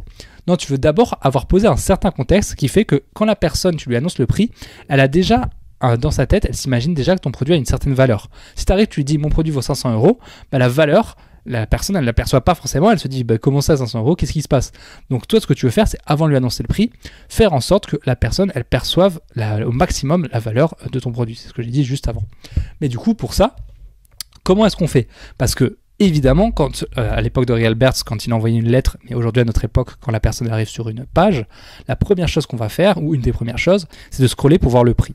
Parce que ça, c'est un truc, il faut que tu saches, c'est hyper important. 100% des gens, quand ils arrivent sur une page, avant de lire la page, ils vont scroller la page de haut en bas pour deux choses. Premièrement, ils vont regarder un peu si la page est intéressante dans l'ensemble. Et deuxièmement, très souvent, ils vont chercher à regarder le prix s'ils savent que c'est un produit que tu vas leur vendre. Et donc ça applique une chose très importante, c'est qu'il faut que tu aies des éléments visuels dans ta page qui ressortent, qui font que même si la personne, elle ne lit pas ton texte, elle va avoir des bénéfices qui vont ressortir instantanément avant même d'avoir lu la moindre ligne. Donc typiquement, dans les éléments visuels, ça peut être, imaginons si tu vois un programme de perte de poids, de mettre des avant-après. Ce qui fait que quand la personne, elle scrolle, même si elle ne lit pas ton texte, elle va voir tous les avant-après avant d'arriver sur le prix. Et donc inconsciemment, ça va augmenter la valeur du produit. L'idée, c'est juste de mettre en avant des éléments visuels qui font que, sans que la personne lise ton texte, elle ait des choses qui vont venir lui faire augmenter ça veut rien dire ce que je dis, je vais la redire. L'idée, c'est de mettre des éléments visuels qui font que quand la personne scrolle ta page, ces éléments visuels vont venir augmenter la valeur de ton produit. Donc voilà, on a les témoignages, on a les images avant-après. Ça peut être aussi des titres intrigants, typiquement comment John a fait x800 sur ses ventes de cookies en modifiant un seul élément dans son produit. Bon là, c'est pas le meilleur exemple que je t'ai donné, je viens de l'improviser, mais tu vois l'idée, mettre des titres avec des bénéfices qui donnent envie, etc. etc. Bref, l'idée, c'est que quand ta personne, elle arrive sur ta page et qu'elle commence à scroller, elle ait envie de lire tout ce que tu vas lui raconter et que avant que le prix arrive, elle ait un certain contexte qui fait que le prix ne lui semble pas trop cher, mais qu'au contraire, il lui semble très raisonnable. Voilà pour le chapitre 14. Ensuite, dans le chapitre 15, Gary Albers, il entre dans le concret de comment rédiger une copie. Ce qu'il nous dit, c'est que jusqu'à présent, tout ce qu'on a vu plus ou moins, c'était plus sur l'aspect qu'il appelle la conceptualisation de notre effort de marketing. Donc concrètement, tout ce qui est le avant écrire ta copie, tout l'aspect réflexion, tout ce qui est l'aspect comprendre bien les choses, etc. Et maintenant, dans ce chapitre, il va te donner les 6 étapes qu'il utilise pour écrire une copie. La première étape, c'est qu'il crée un fichier avec tous les documents qui seront utiles pour ton futur texte. Donc, les livres sur le sujet, les contenus, les autres textes de vente que tu as lus similaires, etc. Bref, tout ce qui peut être un générateur d'idées. Ensuite, la deuxième étape, c'est qu'il lit tout ce qu'il a rassemblé et il prend des notes à chaque fois sur un peu tout et n'importe quoi, sans but précis. L'idée de cette étape, c'est juste de vraiment t'imprégner dans le domaine pour commencer à avoir tout un tas d'idées qui viennent germer de façon naturelle. Ensuite, la troisième étape, ça va être de venir prendre des notes sur ton produit, à savoir les descriptions de ton produit, qui l'a écrit, des notes sur des faits à propos de l'auteur, genre ses success stories, les victoires qu'il a eues, une histoire particulière. Bref, prendre plein de notes sur ton produit pour, pareil, commencer à t'imprégner de tout ce qui tourne autour de ton produit. Et moi, j'aime bien penser ces premières étapes comme récolter la terre.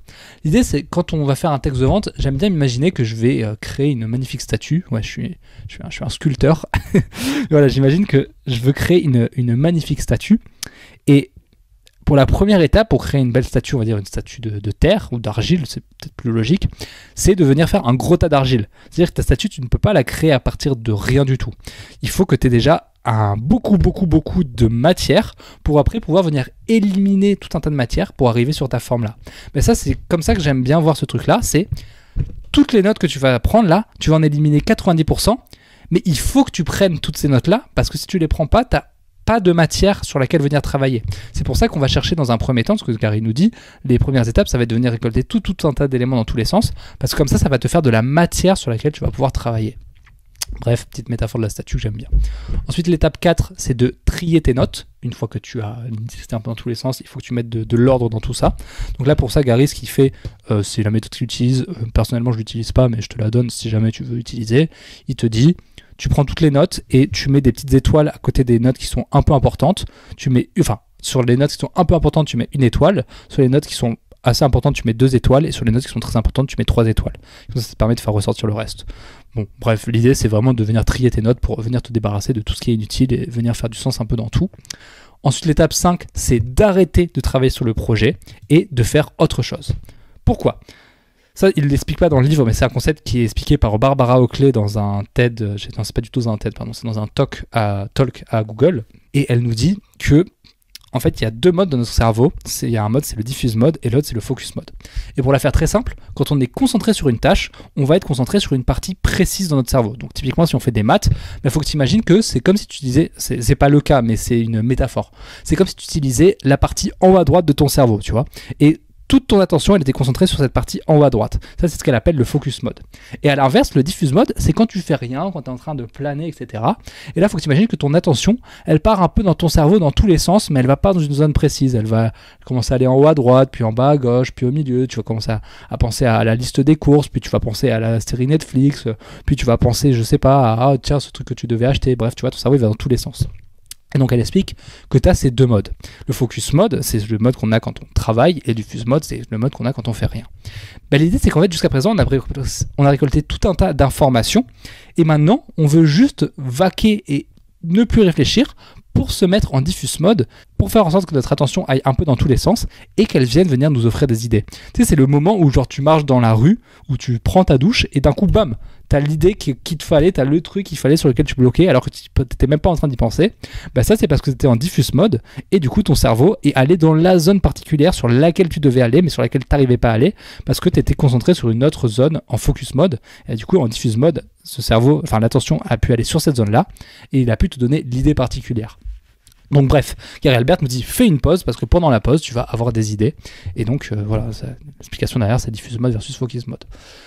Étape 5 et étape 6, on arrive au fameux truc, la fameuse structure dont tu as très certainement déjà entendu parler qui vient de ce livre-là, c'est la structure AIDA. C'est dans ce livre-là que Gary Albert développe cette structure et c'est ce livre-là qui a rendu populaire cette structure. C'est la fameuse structure attention, intérêt, désir, action, à savoir dans un premier temps récupère son attention, dans un deuxième temps fais en sorte qu'il soit intéressé, dans un troisième temps fais-lui désirer ce que tu vends, dans un quatrième temps dis-lui exactement ce qu'il doit faire pour acheter ce que tu veux.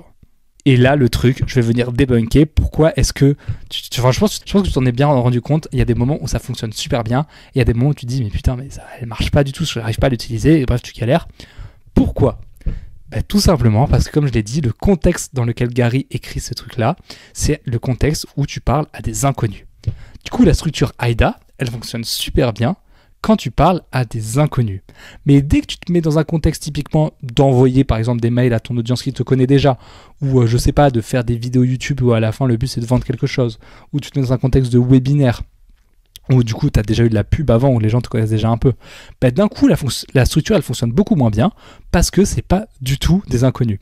C'est pour ça que cette structure, je trouve qu'elle est bien dans l'idée de venir comprendre la logique qu'il y a derrière, mais moi j'utilise une structure qui lui ressemble beaucoup, mais qui permet de s'adapter à tous les niveaux. C'est en fait, je vais pas rentrer dans les détails parce que j'ai fait une vidéo de 2h30 que tu pourras retrouver d'ailleurs dans ma séquence de bienvenue, où dans cette vidéo j'explique en détail comment j'utilise cette structure. Mais l'idée c'est que je définis 5 niveaux de chaleur de trafic: chaleur glacée, froid, tiède, chaud et brûlant. Plus la chaleur du trafic est élevée, plus la personne te connaît.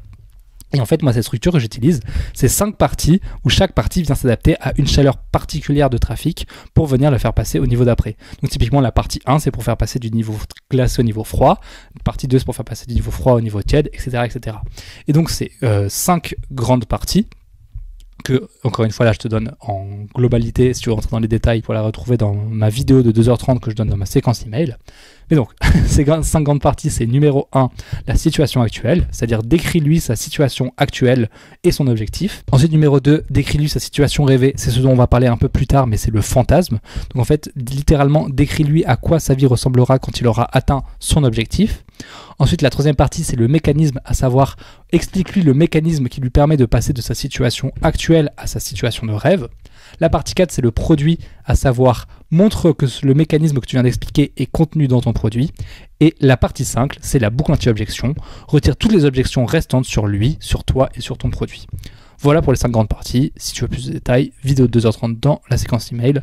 Je passe pas plus de temps, tout simplement parce que j'ai encore beaucoup de choses à dire. Là, on en est qu'au chapitre 15. Il nous reste encore 10 chapitres. Donc ensuite, chapitre 16. Dans ce chapitre, Gary Alberts, il va rentrer en détail dans AIDA. Donc on va rentrer en détail avec lui. Comme on l'a dit, le premier point, c'est l'attention. Donc le but au début, c'est de venir récupérer son attention. Mais souvenez-vous, comme on l'a vu, on veut le bon type d'attention, à savoir l'attention, il ne se sent pas trahi. Pour ça, moi je te donne la méthode que moi j'utilise, qu'on avait déjà vu un petit peu avant. Je l'avais expliqué de façon un petit peu différente, mais là je vais rentrer un peu plus dans le détail. Tu vas voir qu'en fait cette méthode, c'est ce qu'il dit Gary Alberts, c'est juste que moi je le formule de façon différente parce que j'ai d'autres modèles mentaux que j'utilise. Mais l'idée, c'est que quand tu veux récupérer son attention, tu dois montrer 2 choses, c'est le what's in it for me et la curiosité. Donc le what's in it for me, ça veut dire concrètement qu'est-ce que j'ai gagné à gagner ton texte, pourquoi est-ce que je lirai ton texte. Donc ça, c'est ce qu'on a vu avec le fait de décrire l'objectif plus la situation actuelle. Souviens-toi quand on a dit comment gagner de l'argent en tant qu'architecte, ça c'est le what's in it for me.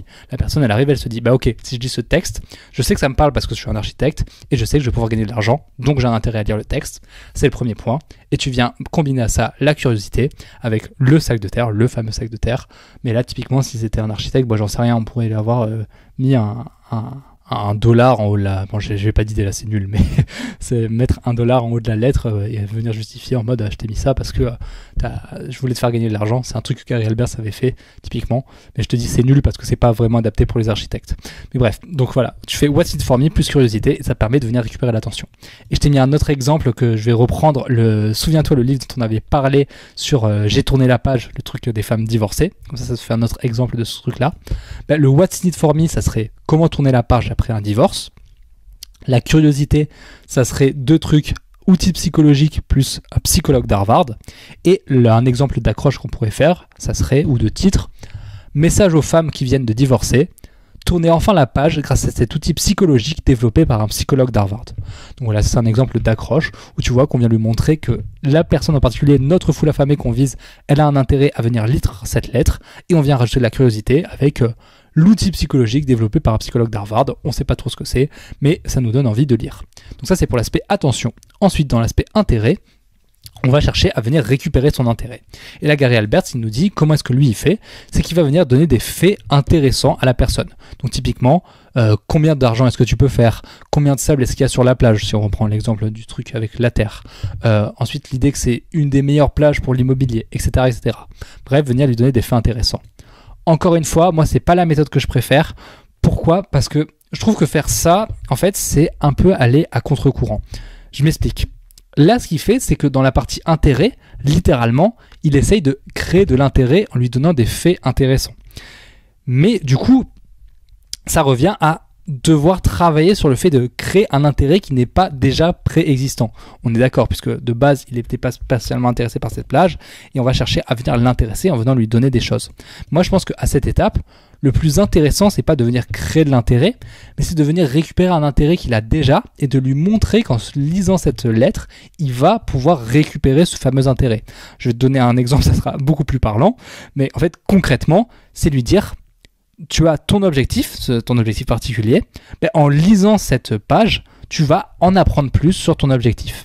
Donc typiquement, si je reprends l'exemple de la femme divorcée, on commencerait, la partie intérêt, ça serait de dire « Bonjour, je m'appelle Anne et mon mari m'a quitté il y a 1 an. À ce moment, je me suis senti au fond du trou.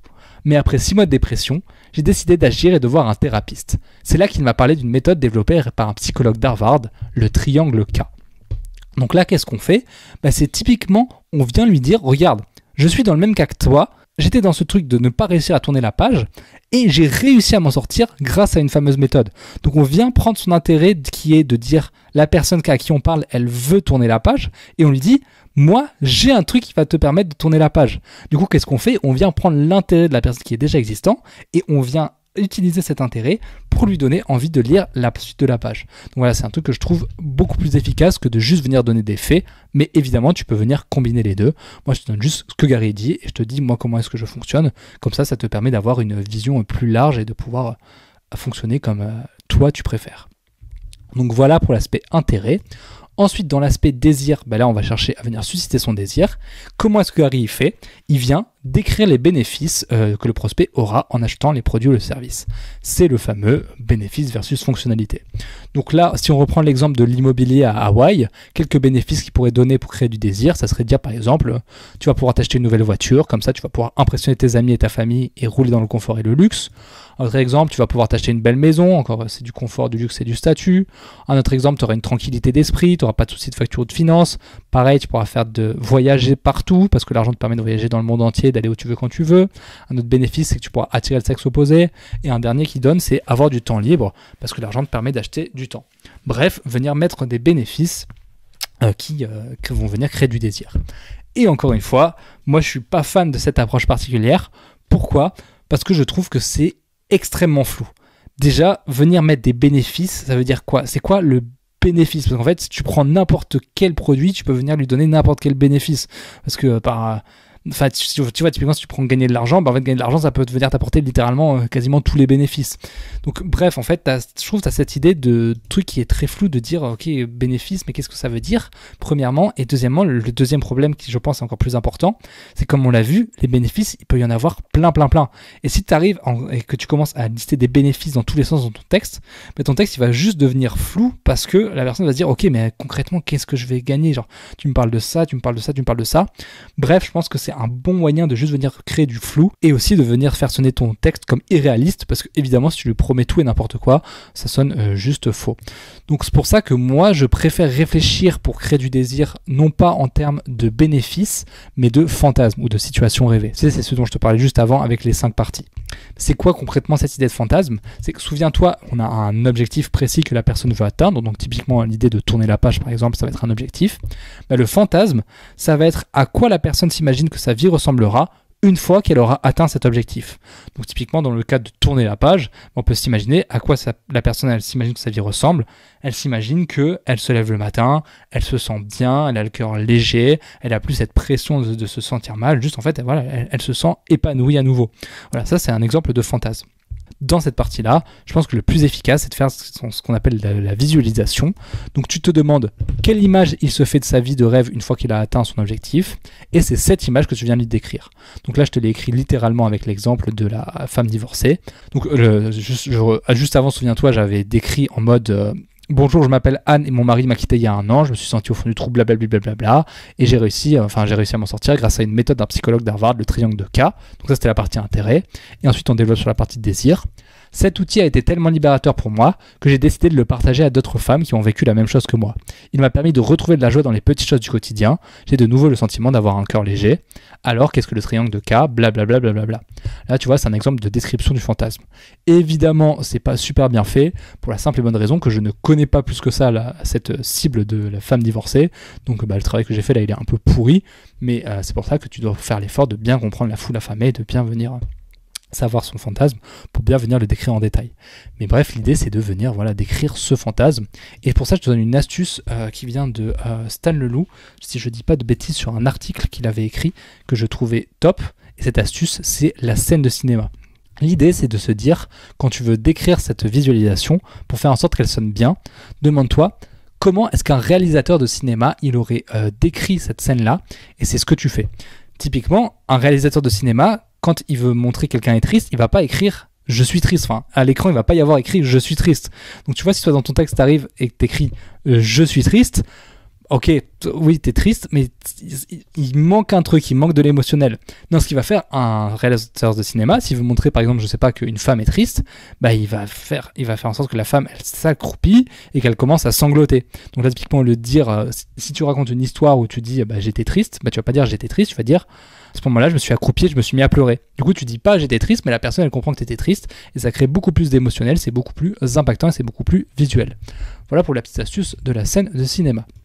Donc ça c'était pour l'aspect désir, et ensuite on arrive à l'aspect action où je vais pas y passer beaucoup de temps parce qu'on a déjà développé sur comment faire un bon CTA, mais l'idée c'est de lui dire précisément ce que tu veux faire. Souvent ça va être paye, et c'est à ce moment-là que tu vas venir mettre l'urgence, tu vas mettre de l'urgence en mode voilà pourquoi est-ce qu'il faut que tu achètes maintenant.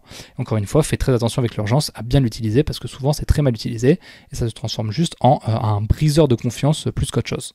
Voilà pour ce qui est de Aida. Et Gary Albert, il termine avec un truc qui n'a rien à voir. Il nous parle de l'importance de faire des tests. L'idée, c'est que ton texte, il ne sera pas forcément gagnant du premier coup. Des fois, tu vas faire des textes et il va y avoir une partie qui va être bien, mais il va y avoir une partie qui va faire que ça va pas fonctionner pour X ou Y raison. Et ce qu'il nous dit, Gary, c'est que tu dois tester. Tu dois tester en permanence, tu dois aller sur la réalité, tu dois aller sur le terrain, tu dois envoyer ta lettre, tu dois voir si ça fonctionne ou pas. Et si ça fonctionne, tu envoies plus de lettres. Si ça fonctionne pas, tu viens modifier des trucs et tu viens réessayer. Typiquement, ce que lui faisait, c'est qu'il avait un deal avec son banquier. Il allait voir son banquier, il lui disait voilà, j'ai cette idée de lettre à envoyer, j'ai ce produit que j'aimerais vendre, est-ce que ça te chauffe? Si le banquier il disait oui, ce qu'il faisait, c'est qu'ils envoyaient 5000 lettres à 5000 personnes pour voir comment ça fonctionnait, et ils regardaient les résultats, et ils voyaient si jamais ça avait bien vendu, ils envoyaient ça à 50 000 personnes. Par contre, s'ils voyaient que ça n'avait pas vendu, juste ils arrêtaient là. Et en fait, ce test initial de 5000 personnes, d'échantillon initial, ça permet de pouvoir voir concrètement dans la réalité si ce que tu fais fonctionne ou pas. Et donc Gary Alberts nous dit « teste les choses ». Voilà pour le chapitre 16. Ensuite, dans le chapitre 17, Gary Alberts, il commence avec un exo qui est devenu un exo mais cliché dans le copywriting, et ça vient de ce livre. Cet exo, c'est le fait de recopier des textes à la main. Alors, je vais être clair, je l'ai fait, j'ai passé des mois et des mois à prendre des feuilles et à écrire des textes. Je me souviens, le premier texte que j'avais écrit, c'est faites-vous ces erreurs en anglais, do you make this mistake in English, un truc comme ça de Max, je sais plus qui, en copywriter. Bref, c'est un texte qui avait super bien fonctionné. Et j'y avais passé je sais pas combien de temps à écrire ce truc. Et en fait, la réalité, c'est que je trouve ça inutile. Alors attention, ce que je trouve inutile, c'est le fait d'écrire des textes à la main. Le fait d'analyser des textes, ou même à la limite de recopier des textes sur ordinateur, ça c'est vraiment bien. Parce que, en fait, ce qui est intéressant dans l'aspect, quand Gary Alberts donne le conseil de copier les textes à la main, ce qui est vraiment intéressant, c'est l'aspect de comprendre comment est-ce que la personne a raisonné et ce que la personne a voulu dire. Mais l'aspect juste de l'écrire, en fait, ça te fait perdre du temps plus qu'autre chose. Et je pense que mieux vaut passer 10 heures à analyser 3 textes de vente plutôt que de passer ces mêmes heures à recopier un tiers d'un texte de vente. Tu vois, ce qui est vraiment intéressant dans ce truc-là, c'est l'aspect analyser et comprendre comment ils réfléchissent. Donc voilà, tout ça pour dire, tu peux le faire si tu veux, mais à titre personnel, je l'ai fait, et le fait de copier les textes à la main, c'est pas intéressant. Ce qui est vraiment intéressant, c'est surtout l'aspect analyse. Et je t'ai mis 5 textes que tu peux analyser, encore une fois, tu la trouveras en description. Ces textes, ils sont tous en anglais, mais en fait, tu peux, comme ça pourra t'entraîner en même temps à les traduire et à venir t'entraîner à les mettre sur le marché français.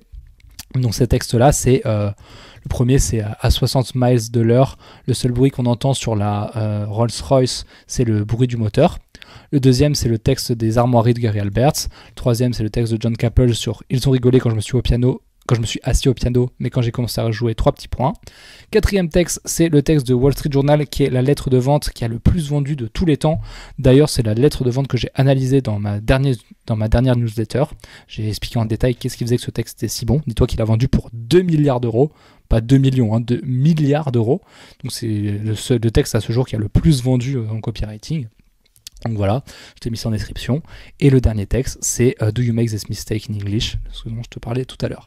Voilà pour les 5 textes à analyser. Évidemment, tu peux en analyser autant que tu veux. Je t'ai juste mis ces 5 là parce que je sais que ces 5 là sont très bons et c'est des classiques. Voilà pour l'aspect du coup cet exercice. Ensuite, qu'est-ce qu'il nous dit Gary? Il nous cite, enfin je cite ce qu'il nous dit.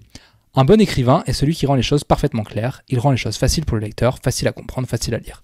Donc là, il revient nous parler de l'aspect clarté. Et effectivement, je suis totalement d'accord avec lui. Souviens-toi, ça fait partie de mes 3 piliers, mes fameux 3 petits cochons. Il faut que ce soit clair, captivant et crédible. Donc voilà, et ensuite Gary Alberts il nous met quelques fondamentaux pour rendre les choses faciles et claires, rendre tes textes faciles et clairs.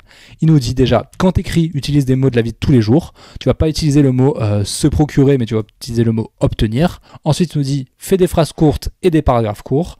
Plus c'est court, plus c'est agréable à lire. Utilise des mots de transition pour rendre ton écriture fluide. Et donc, mais c'est pour cela que, en revanche, néanmoins, etc., etc. Et dernier fondamental, utilise des parenthèses pour venir simplifier la lecture. Je t'ai rajouté à ça d'autres fondamentaux que j'utilise pour rendre tes textes encore plus simples et encore plus faciles à comprendre, parce que plus c'est simple, plus c'est facile, plus c'est agréable. Donc dans ces fondamentaux, on a transforme tes phrases complexes en phrases simples. Tu sais, les phrases complexes, c'est les phrases où tu mets des « et », où tu mets des virgules, où tu mets des « mais ». Donc Jonathan est allé faire les courses ce matin et en sortant, il s'est rendu compte qu'il avait perdu ses clés, donc il a décidé de rentrer dans sa chambre. Ça, c'est une phrase complexe. Tu la transformes en Jonathan a décidé de faire ses courses ce matin, point. En sortant, il s'est rendu compte qu'il avait oublié ses clés, point. Donc il décide de rentrer pour aller chercher dans sa chambre. Bon, l'exemple est un peu pourri, mais tu comprends l'idée. Ensuite, on a élimine les adverbes. Ça, c'est un conseil qui vient de Stephen King, le mec qui a écrit je ne sais combien de best-sellers de fiction. Ensuite, utilise du vocabulaire simple. Encore une fois, un conseil classique, mais c'est important à faire. Et le dernier, pas de voix active. Donc la voix active, c'est la souris a été mangée par le chat. Essaye au maximum de transformer ça en le chat a mangé la souris, parce que c'est beaucoup plus facile pour le cerveau à comprendre. Voilà pour l'aspect rendre le texte plus facile et plus clair, quelques fondamentaux que je t'ai listés. Évidemment, plus tu écris, plus tu t'entraînes, plus ça viendra de façon naturelle, le fait d'écrire de façon claire et simple. Et ensuite, Gary Alberts, il termine ce chapitre en donnant des conseils sur comment développer ton propre style d'écriture, et il nous dit « Ne t'en fais pas, n'y réfléchis pas, ton style il apparaîtra au fur et à mesure. Toi, tout ce que tu as à faire, c'est t'entraîner, de réécrire les grands textes des grands copywriters, et au fur et à mesure, tu trouveras ton propre style. » Et encore une fois, je suis carrément d'accord avec lui. J'avais écrit un mail sur le sujet. J'aime bien cette idée de dire « T'es la somme des 5 personnes que tu fréquentes le plus ». Et je pense qu'en fait, c'est la même chose avec l'écriture. Ton style d'écriture est la somme des 5 écrivains que tu fréquentes le plus. Et donc l'idée, c'est que si tu veux avoir un style d'écriture qui te plaît, fréquente 5 écrivains dont tu apprécies le style d'écriture. Et la somme de ces 5 écrivains fera que de façon naturelle, tu auras ton propre style. Donc voilà pour le chapitre 17. Et j'avais oublié, mais je viens de voir, Gary Alberts aussi, il a rajouté un dernier conseil. Je t'ai dit, vraiment, il balance dans tous les sens. Mais donc, il termine ce chapitre en nous expliquant qu'il ne faut pas écrire pour la gloire ou pour montrer qu'on sait écrire. Et je te citerai précisément ce qu'il dit. La meilleure écriture passe inaperçue. Tu ne veux pas que quelqu'un lise ton texte et se dise « La vache, cette pub est sacrément bien écrite ». Ce que tu veux, c'est que ton lecteur achète. Si tu écris pour la gloire, tu rentreras les poches vides. Écris pour l'argent. Donc derrière ça, il y a cette idée de dire t'écris pas pour ton ego, t'écris pas pour montrer aux autres que tu sais bien écrire ou que t'es stylé, t'écris pour vendre, tout simplement. Voilà pour le chapitre 17. On attaque le chapitre 18. Et Gary il commence ce chapitre en nous parlant de CTA et en nous expliquant qu'il faut qu'on réduise au maximum le nombre d'options de nos CTA. Il ne faut pas qu'on mette des actions dans tous les sens. Et ça, tu sais, c'est le fameux paradoxe du choix que je pense que tu connais. Plus il y a de choix, plus c'est difficile de faire un choix et moins on veut choisir. Donc ce que j'applique à titre personnel, c'est soit je mets un seul call to action pour acheter, donc c'est le produit dont je t'ai parlé, achète-le, soit je mets 3 call to action, mais je mets 3 call to action qui sont très différents, très important l'aspect très différent, parce qu'en fait ce sera beaucoup plus simple de choisir si on se rend compte que les options sont pas du tout les mêmes. Donc pour ça, souvent c'est ce que je fais, c'est tu as une option qui est cheap, c'est vraiment l'option la plus simple avec l'essentiel, ce dont tu as vraiment besoin. Ensuite, tu as l'option Deluxe qui contient tout ce que contient l'option essentielle, mais en plus, tu viens rajouter plein de bonus, plein d'éléments, plein de contenus intéressants. Et ensuite, tu as l'option Premium qui contient tout ce que contient l'option Deluxe, sauf que ça va être avec un service prestigieux. Donc typiquement, ça peut être un coaching ou un appel ensemble ou un truc sur mesure. Bref, c'est vraiment une option qui coûte beaucoup plus cher que les deux autres, mais qui procure une expérience client beaucoup plus puissante. Donc voilà pour l'aspect simplification du nombre d'options. Et ensuite, Gary Alberts nous explique comment hyper son lecteur quand il lit. Et pour ça, il donne un modèle mental que je trouve génial. Il nous dit, imagine que tu as écrit un livre et que tu vas faire en sorte que ton livre devienne un best-seller. Maintenant, imagine qu'un journaliste, il tombe sur ton livre par hasard et qu'il adore ton livre. Et maintenant, imagine que ce même journaliste, il écrive un article complet en expliquant en quoi ton livre est génial et en quoi les gens devraient l'acheter. Et il rajoute à la fin de cet article un lien pour venir acheter ce livre. Ton texte, il doit être écrit exactement de la même façon que cet article.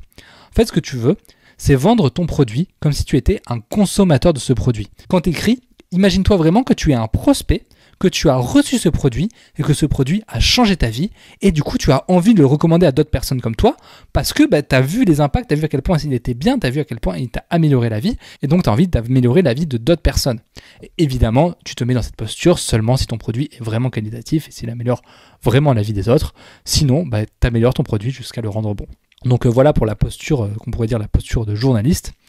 Et du coup, l'idée derrière, en fait, c'est juste simplement de dire tu vendras plus si tu ne donnes pas l'impression de vendre. Faut pas que ton texte te donne l'impression d'un texte de vente. Faut que ton texte donne l'impression de juste parler d'un produit et d'expliquer en quoi le produit il est trop bien, en quoi je te recommande de l'acheter. Voilà pour le chapitre 18. Ensuite, dans le chapitre 19, Gary Alberts, il nous parle de première impression. Et pour ça, il nous explique qu'on n'a pas deux chances de faire une bonne première impression. Et c'est pour ça que la première impression est hyper importante. Pourquoi elle est hyper importante ? Il donne un exemple avec les journalistes, avec comment ça s'appelle, quand tu fais une interview pour un travail, des job interviews en anglais, je sais pas si c'est le terme en français, mais voilà, on va dire une job interview. Donc ce qu'il nous dit, c'est que il y a des études qui ont montré que quand quelqu'un passe une interview avec un candidat, qui en général, les interviews, je pense qu'elles durent entre 30 minutes et 1 heure, la personne qui recrute, elle décide dans les 40 premières secondes si la personne en face d'elle va être embauchée ou non. Et ensuite, elle passe tout le reste de l'interview à chercher des éléments qui viennent justifier sa décision. Ça, en psychologie, je pense que tu connais, c'est ce qu'on appelle le biais de confirmation. L'idée, c'est de dire que on a tout un tas de croyances qu'on considère comme vraies, et au quotidien, on va interpréter les informations qu'on reçoit de telle sorte à ce qu'elles viennent confirmer nos croyances. Par exemple, prenons l'information « Donald Trump a construit un mur ». Ok ?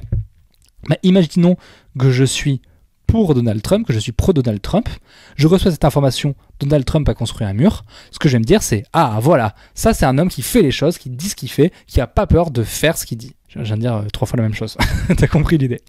Par contre, à l'inverse, imaginons que je suis contre Donald Trump et que je reçois cette même information de Donald Trump a construit un mur, là je vais me dire « Bah voilà, ça prouve bien que Donald Trump il est raciste et que j'ai bien fait de ne pas voter pour lui ». Dans les deux cas, tu reçois la même information, mais en fonction de tes croyances, ton biais de confirmation va venir renforcer ta croyance, elle va venir interpréter l'information pour renforcer ta croyance. Et ça, c'est exactement la même idée dans les job interviews. La personne, elle va se faire sa croyance dans les 40 premières secondes de si la personne, il doit l'embaucher ou non, et ensuite, il va passer le reste de l'interview à venir justifier que cette croyance est vraie. Et c'est pour ça que la première impression de ton texte de vente est cruciale. Et donc, dit autrement, ton texte, il doit donner envie d'être lu dès le premier coup d'œil. Et comment tu fais ça ? Gary Alberts nous donne quelques bonnes pistes à suivre. C'est avoir des grandes marges, mettre beaucoup d'espace, mettre des espaces entre les paragraphes, utiliser des mots courts, utiliser des phrases courtes, utiliser des paragraphes courts. Et il nous dit aussi, si tu utilises des images, elles doivent être de nature optimiste. Bref, quand la personne arrive sur le texte, il faut que, la première impression, elle se dise « Ok, ça va être agréable à lire ». Moi, je viens de te rajouter aussi des règles supplémentaires pour le web par rapport à cet aspect de donner envie d'être lu du premier coup d'œil. Donc, c'est quelques règles de base, juste de lisibilité. Premièrement, écrire en gros, minimum 16, ça sert à rien d'écrire en dessous de 16. Ensuite, il faut que tes titres soient bien visibles et qu'ils ressortent bien par rapport au reste. Tu n'utilises que 2 polices différentes, police d'écriture, une police pour le titre, une police pour les paragraphes, et c'est tout. 3 couleurs maximum, à l'exception des call to action, comme on l'a vu tout à l'heure. Et tu mets des images, mais que si elles sont utiles, pas des images de déco. Souviens-toi ce que je te disais tout à l'heure, le test. Est-ce que si je retirais l'image, le texte n'aurait plus de sens ? Et si la réponse est non, alors ça veut dire que c'est juste une image de déco et tu peux la retirer. Donc voilà. Et une petite astuce, si jamais tu veux avoir un texte bien lisible, c'est tout simplement d'aller prendre des textes où tu apprécies déjà la mise en forme et tu trouves que la mise en forme est claire et de venir copier-coller leur design. Honnêtement, moi, c'est ce que je fais. C'est la façon la plus simple parce que je suis pas designer. J'aimerais bien être bon en design, mais je suis vraiment nul en design. Du coup, là, ce que je fais simplement, c'est juste prendre des pages avec des bons designs déjà et juste venir copier ces images, enfin copier le design, mais l'adapter pour mon texte. Voilà pour le chapitre 19. Le chapitre 20, il va aller très vite. Il n'y avait pas grand-chose d'intéressant, juste une question que j'ai notée qui était cool. C'est que Gary, il explique que la plupart des choix stupides qu'on fait, c'est des choix qui sont faits par rapport à notre ego.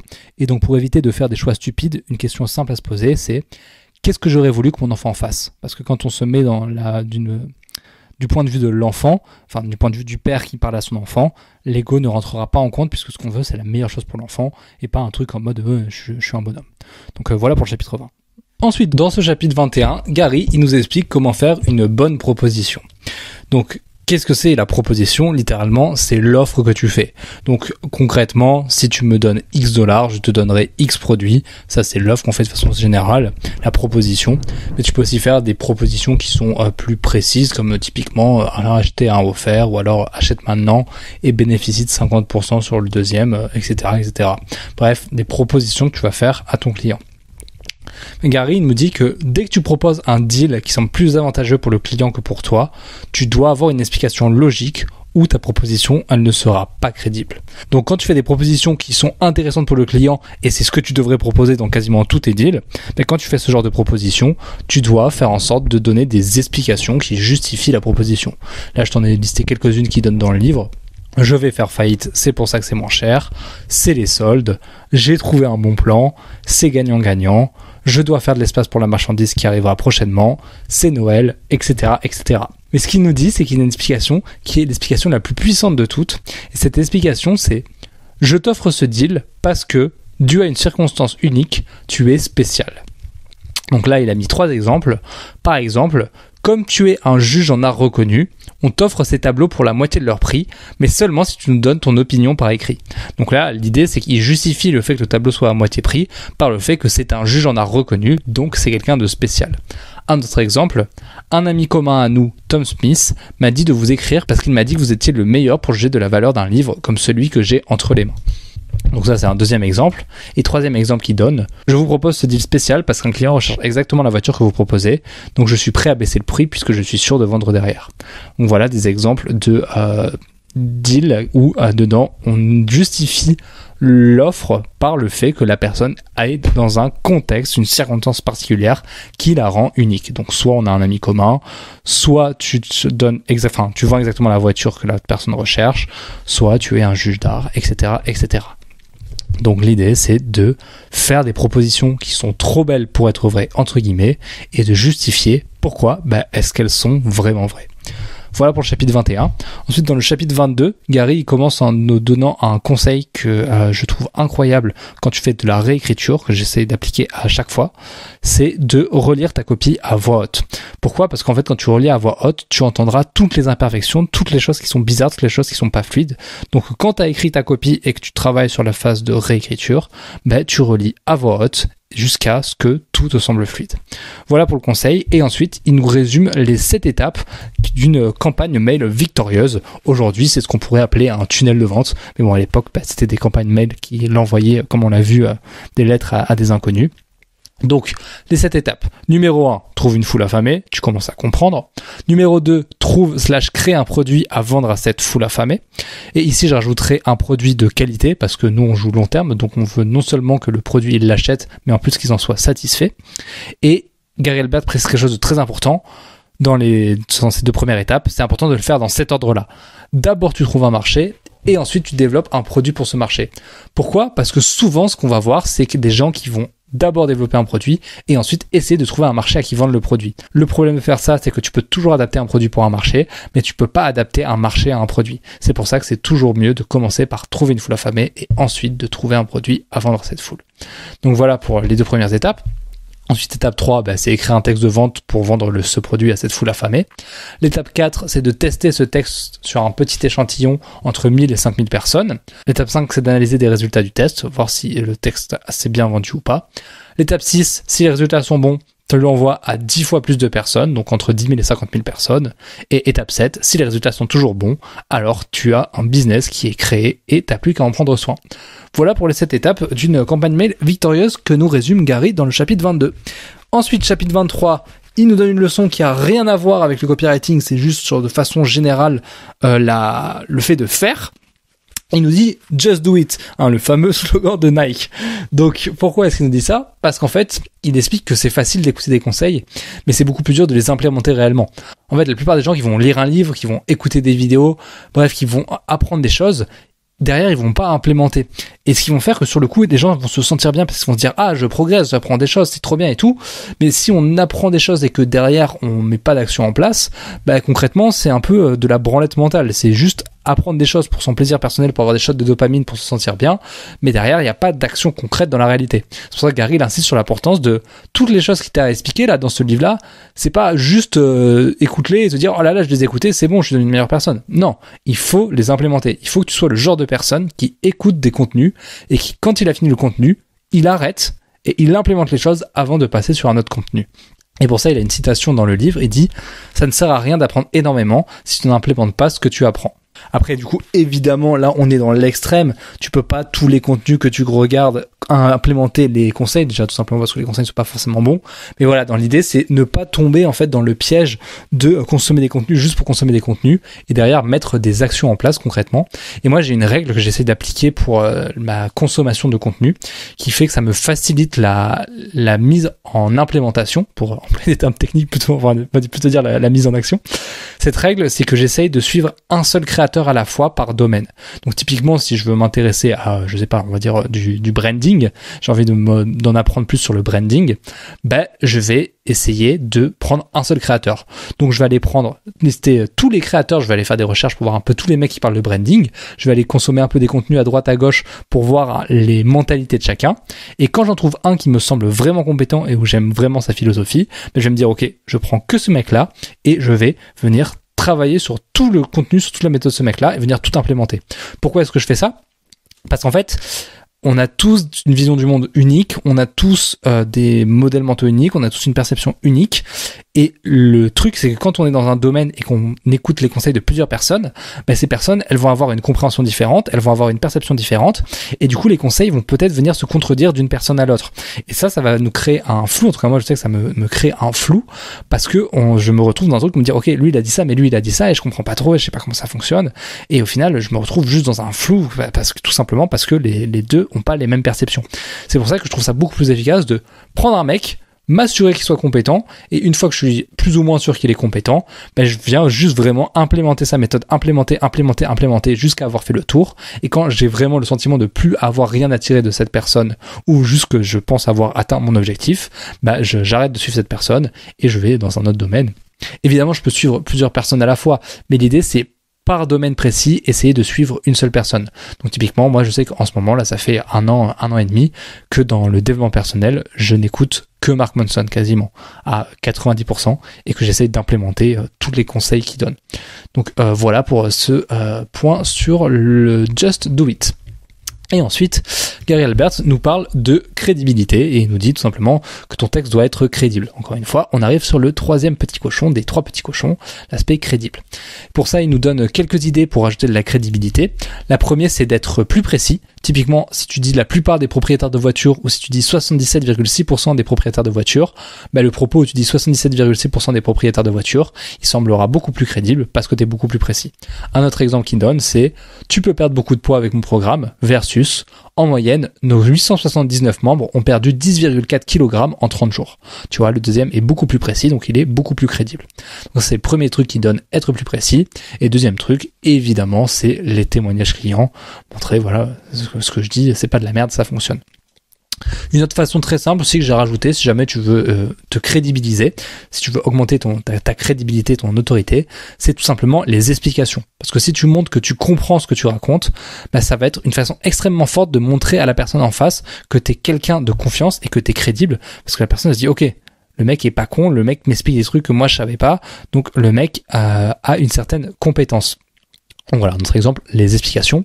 Et si jamais tu veux connaître tous les types de preuves, je te renvoie encore une fois à ma séquence bienvenue en description, le premier lien en description. Tu cliques, tu rentres ton adresse email pour t'inscrire. Et je crois que c'est le mail numéro 7 dans lequel j'explique les 7 types de preuves et comment appliquer chacun des types de preuves avec des exemples concrets. Voilà, sachant qu'il n'en existe pas d'autres. En tout cas, j'ai pas réussi à en lister d'autres types de preuves. Pour moi, c'est les 7 types de preuves universelles qui existent. Voilà pour le chapitre 23. Et ensuite, on attaque au chapitre 24. C'est l'avant-dernier chapitre où il donne un autre exemple qui est génial, qui vient de Robert Collier. Robert Collier, c'est un autre grand copywriter qui avait écrit une lettre à cette époque-là. Et sa lettre avait eu 90% d'achats. C'est-à-dire que il envoyait, sur 10 personnes à qui il envoyait cette lettre, il y en avait 9 qui lui renvoyaient en achetant. Et là, on parle d'inconnus, on parle pas de trafic chaud. Donc, c'est un résultat qui est astronomique. Et qu'est-ce qu'il avait fait Robert Collier ? En fait, il avait attaché un billet de 1$ en haut de chaque lettre et dans son texte, il avait écrit « Je voulais faire un don de 1000 € à une association, mais je me suis dit que ça aurait pas beaucoup d'impact et donc ça serait beaucoup plus efficace de séparer ces 1000 € en 1000 billets de 1€ et de l'envoyer à 1000 personnes en espérant qu'ils me renvoient cette lettre, mais avec quelques dollars supplémentaires. » Et comme je te l'ai dit, le résultat, ça a été 90% d'achats, de gens qui lui renvoyaient la lettre avec quelques dollars supplémentaires.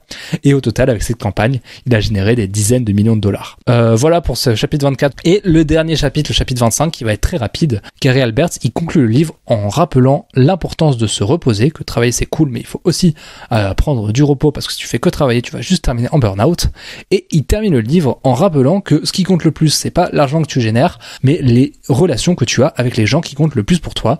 Donc prends soin de tes relations. Et effectivement, il y a une étude à Harvard qui confirme ce que Gary Albert a dit. Ça a été l'étude, peut-être tu la connais, je pense, l'étude la plus longue qui a jamais été faite sur 80 ans, où ils ont traqué tout un tas d'habitudes et de choses que les gens faisaient. Ils se sont rendus compte que ce qui rendait les gens le plus heureux, c'était effectivement les relations. Voilà pour ces 25 chapitres des Boron Letters. J'espère que toutes ces leçons t'ont plu. Si tu as d'autres questions, n'hésite pas à me les mettre en commentaire ou à m'envoyer ça directement à alexis.lef2001@gmail.com et je me ferai un plaisir de te répondre si j'ai la réponse à ta question. Et si tu veux aller plus loin avec moi, je te laisse cliquer sur le premier lien en description et rentrer dans ta adresse email et tu recevras ma séquence mail de bienvenue dans laquelle j'explique étape par étape le processus complet que j'utilise pour écrire un texte de vente. Donc l'objectif, c'est de vraiment clarifier les choses dans ta tête. On verra notamment ce dont on a parlé, les structures, comment bien utiliser la structure, les types de preuves. On verra aussi l'objectif et la situation actuelle, comment bien les utiliser et tout un tas de choses sympas. Bref, je te laisse cliquer sur le premier lien en description si tu veux avoir plus d'informations et rentrer ton adresse email. Et sur ce, moi je te dis à toutes.